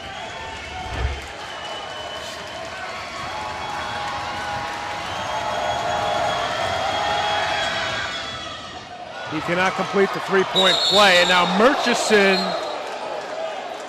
And McNamara got tied up. I'm sorry, that's Wasco. Wasco. Yeah, both players got tied up underneath. That should be a jump ball. Yeah. Good job by Murchison because Wasco actually had the ball. Murchison came from behind to get his hands on it. It will stay with Arlington. 4-point game. 1:05 left to go here in overtime.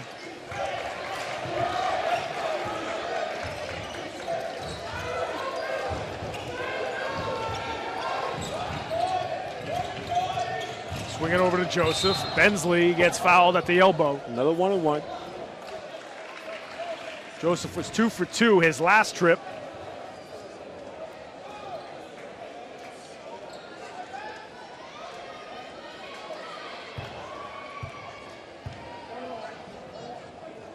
Yeah, Arlington's made all their free throws. They haven't had that many. They only had 7, but they've made all 7 of them. Joseph hits the first. Man, this team just does not miss from the free throw line. That's exactly how you become a number 2 seed, right? Well, I mean, they had a good season too. Let's not. They won their half of the conference. Yeah, the Liberty part of the Middlesex League. So 2-point game now. Brighton trying to seal it, and that's thrown away by Joseph. What a play from the sophomore. Bensley Joseph, coast to coast. Blocked inside by Murchison. Dominic Black to take the lead. He couldn't hit it. Now it's McNamara. And it's taken away by Murchison. Now it's Ortiz getting fouled on the other end. That's a foul on the floor, but it doesn't matter. Only 2 free throws. Wow, that was a huge opportunity for Arlington to take the lead. You have your co-league MVP with an open 3. As there you see Ortiz getting mugged on his way to the basket. So 2 free throws.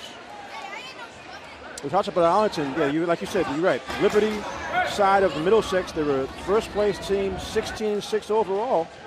They scored 60 points a game, only gave up 54. That's a tough league too. When you've got Belmont, who's really having a nice season. We saw Winchester get upset in the tournament in the first round. So Johnny Ortiz shooting 2 for the Bengals.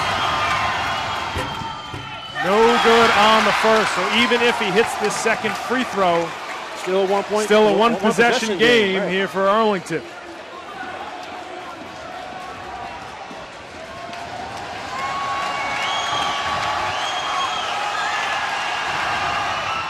Knocks down the second. So 3-point lead here for Brighton. We'll see if Arlington tries a quick 2 or goes for the 3. They might have a quick 3 actually. Inside to Black. Dominic now out. Good swing. Yeah, Wasco for 3, no good. Ball goes out of bounds. Back to the Brighton Bengals, who have a 3-point lead with 11 seconds left on the clock. But they have Howard come back for the ball. And Ortiz, actually both of them, they're both in the backcourt right now. They're probably just gonna crisscross and see who's open. Murchison can't move.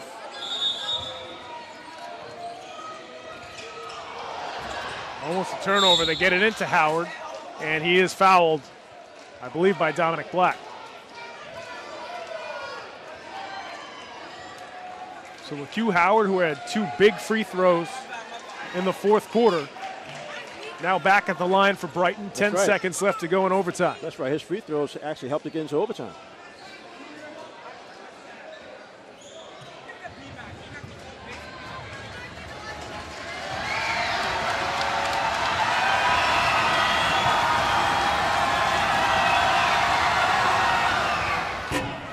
Short on the first.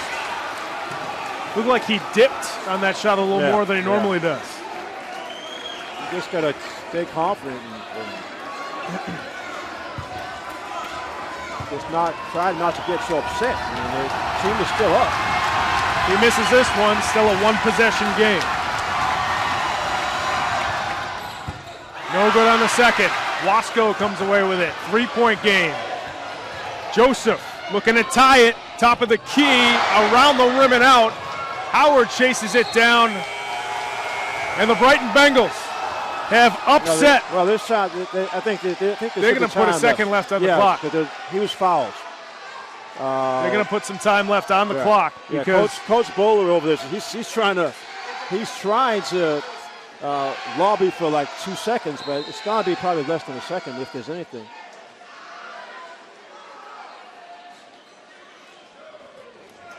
Brighton got fouled after that rebound, so there will be about a second left on the clock. I didn't see who got fouled. I wasn't sure if it was Howard. Yeah. So he'll be back at the free throw line. Shooting 2. They're going to put .4 back on the clock again. Yeah. That was the right call, too. I was surprised that they let the clock go down. I thought that they would have stopped it.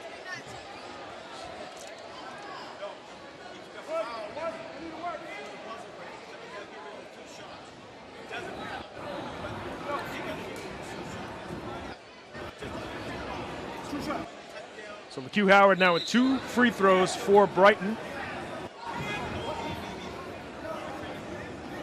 And frankly, if he hits one, he ends the game. Oh, that's it. Yeah, definitely.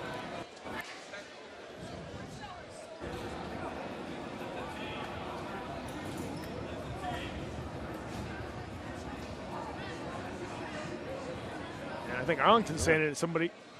I'm not sure what the conversation is between the referees, but it is going to be Howard at the free throw line. Thought they were discussing who was fouled. So it is McHugh Howard who can seal it for the Bengals.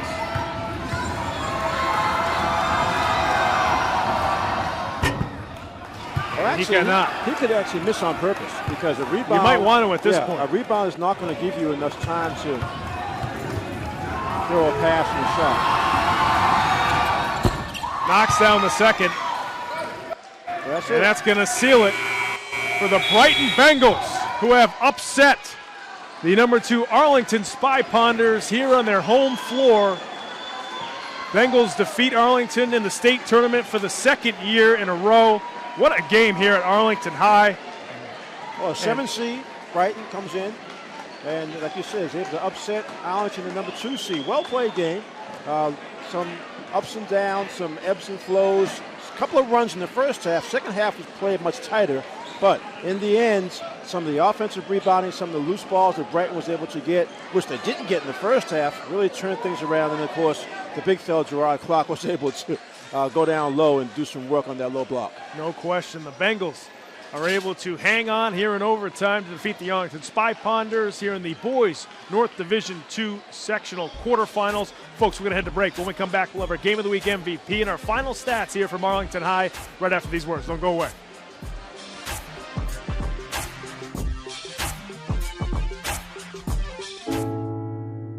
When I was 6, my days were spent playing basketball. When I was 6, my dream was to make it to the NBA. When I was 6, my mom had a stroke. I'm Paul George, and I want you to spot a stroke fast. F, face drooping. A, arm weakness. S, speech difficulty. T, time to call 911. Protect the ones you love. Spot a stroke fast. When I was in foster care, I never knew when I would have to move. So I always had my suitcase ready to go. Then one day, I was adopted. My new parents opened their hearts and home to me. My parents cook my favorite breakfast for me every morning. My parents take me on trips I never thought I would go on. They gave me a home and an even better reason to use that suitcase. My parents aren't perfect, but they're perfect for me. They said I have troll teeth. That my voice sounded like a possessed baby doll. That no one would ever love someone as stupid as me. That I was fat, ugly. Disgusting. The effect of bullying is potent. We will no longer be the silent majority. Now, when you see online bullying, there's something you can do about it. We're gonna take action with the I. I am a witness. I am a witness. I am a witness. I am a witness. I am a witness, and so are you.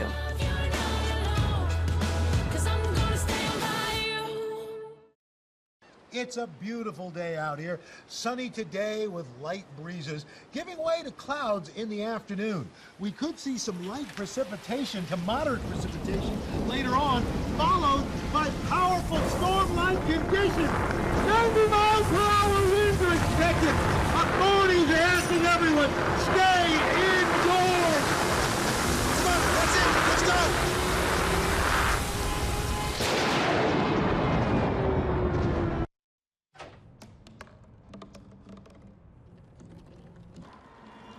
Everybody has a dream.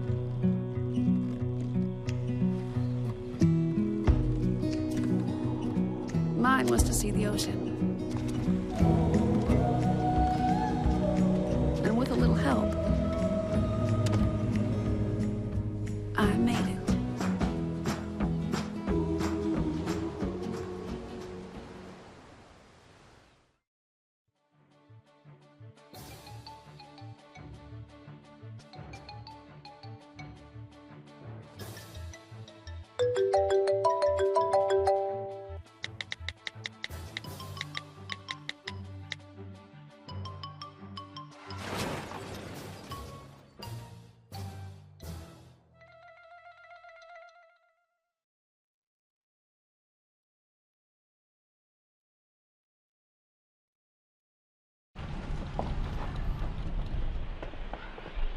Got a quarter?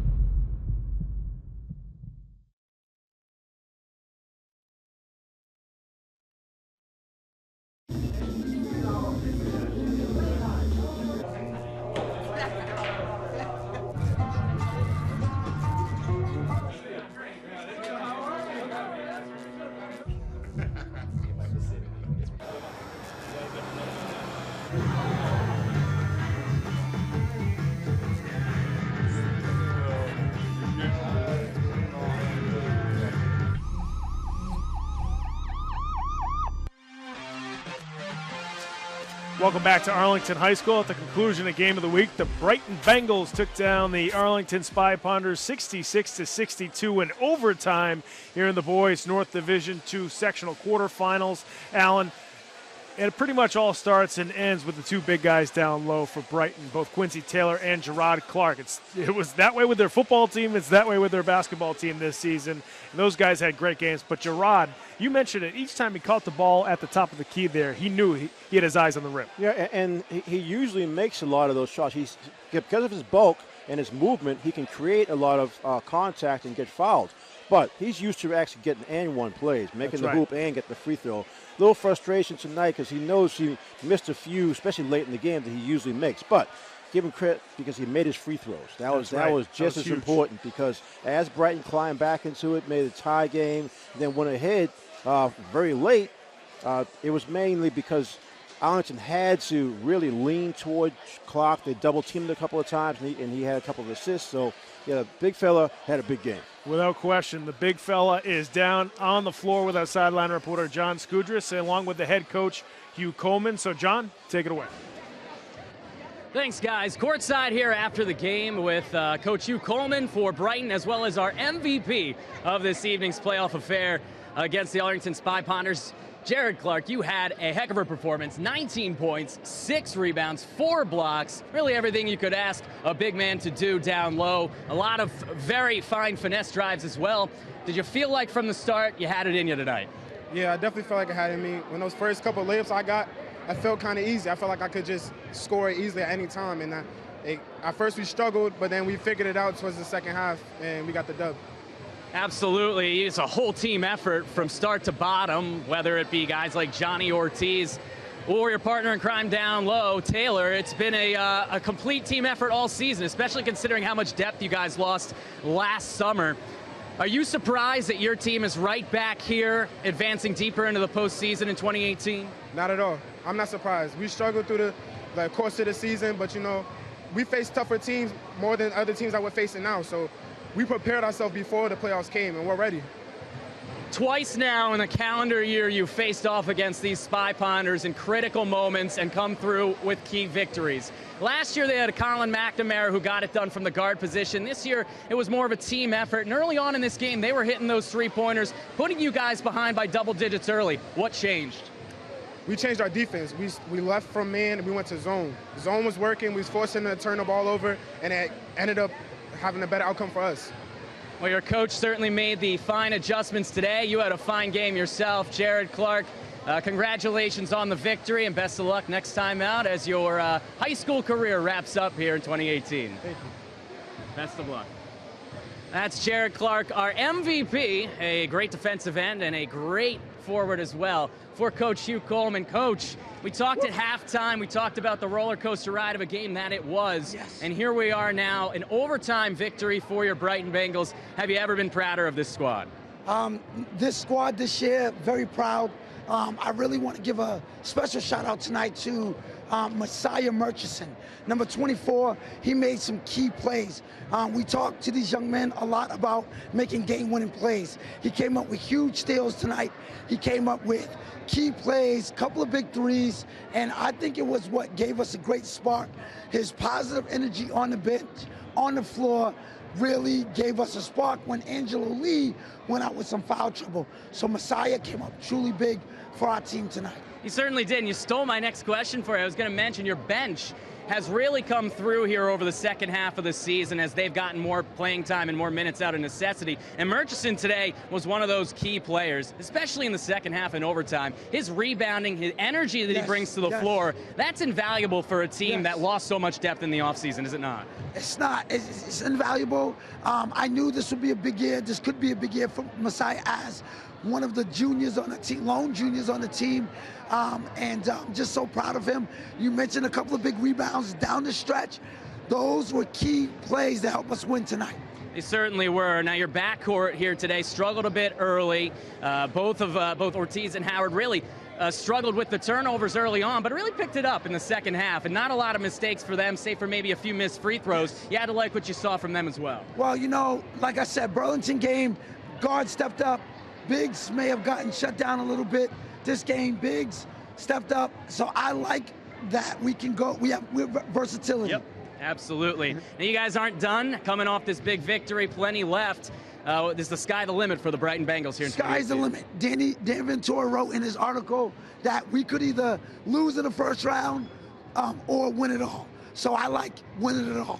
So we're going for it. You're closer to winning it all now than losing in the first round. Coach Hugh Coleman, thank you so much. Hope to talk to you soon as well. Love being in. Absolutely. The Brighton Bengals, winners over the Arlington Spy Ponders for the second straight year in the postseason as they advance deeper into these playoffs. Back up to you guys, Pat and Allen. Thanks very much, John. And as always, after a Brighton win, we want to make sure that Coach Coleman goes and rests his voice as usual because we saw him on the sidelines screaming at his guys. Just, you know, we talked about Clark, Taylor, Murchison, as Coach Coleman mentioned, but Hugh Coleman's done a phenomenal job coaching this team. You think about how many guys they lost after last season. Right. Jordan Galloway. You have Ty Perry, who's a great player, who's going to Fordham next year to play basketball. You got Michael Daring, who transferred. Right. You lost a couple other seniors who made a lot of contributions, and yet you still got these guys that he's coached up really well, and you got the two bigs down low. This Brighton team is on another nice state tournament run. And one of the keys is because he allows some of his younger players to play. I mean, and that's Murchison's a good example. I mean, he's a junior now, but as a sophomore, he got some playing time. Sure. So it's not like it's uncomfortable to be out there, and that always helps. Same thing with Arlington tonight. We saw the freshman come off the bench, hit a couple of threes early in the game. They had another freshman came out, played a little bit. The guard, Joseph, is only a sophomore. So coaches in high school who tend to give the younger players some valuable varsity time, then it's not as huge a loss when the talented seniors leave. And that's what we're seeing with Brighton right now. But if you listen to what Hugh said, I liked how he wanted to give Murchison a lot of credit. Oh, yeah. We talked about during the game when Brighton was really struggling, he would either make a shot, get a rebound, get a steal, do something to sort of keep them, within closing distance, and that's what happened. Because once they tied the game at halftime, then it was just back and forth for the rest of the way. Yeah, Messiah was a huge part of that 11-0 run to end the second quarter to tie it up at 29, as you just mentioned, and that's why Coach Coleman wanted to give him some props tonight. Let's take a look at the final stats here from Arlington High School before we sign off. And first up, it's going to be the Arlington Spy Ponders. There's Arlington, a big fella. Two big fellas up front, had 18 and 15, Gascoigne and Wasco, 33 between them as they were getting a lot of offensive rebounds, a lot of post play, and that little foul line entry pass against Brighton zone gave them some of those jump shots. Gascon with 5 rebounds, Wasco with 4, and then assists. Joseph ended up with 8 assists as he was, like I said, a little shy of shooting and driving with the foul trouble, but 8 assists, and Gascon also had 3 assists. Let's take a look at the Brighton final stats. Well, for Brighton, okay, Clark, we talked about him, 19 points. Murchison, there's his 16. Rebounds, Taylor, good job, even with the turned ankle, 13 rebounds. Murchison with 8 rebounds, and the assist. Ortiz, Johnny had 8, and Howard, the Q, good job with 6 assists, 14 between them. So spreading the ball against this very patient Arlington team in the end is what helped Brighton come back and then be able to win it in overtime. No question. Phenomenal effort from this Brighton Bengals team tonight as they upset the Arlington Spy Ponders in the Boys North Division II sectional quarterfinals. Folks, if you want to watch this game again, you can certainly go to our website, www.cityofboston.gov/game of the week. All the games from this season are up on that site. You can also follow us on social media. First, you can go to Facebook, search for Game of the Week here in Boston. We're going to post links and a lot of different videos and pictures up there as well. You can also follow us on Twitter at Boston City TV. And if you want to tweet at us, make sure you use the hashtag BostonGOW. We got another city team advancing in the Brighton Bengals. We got a few more still in it, and we're going to try to cover as many state tournament games as we can as this season winds down. But for so long, folks, we're going to say so long from Arlington High School here in Arlington, Mass. We'll see you next time here on Game of the Week. Take care.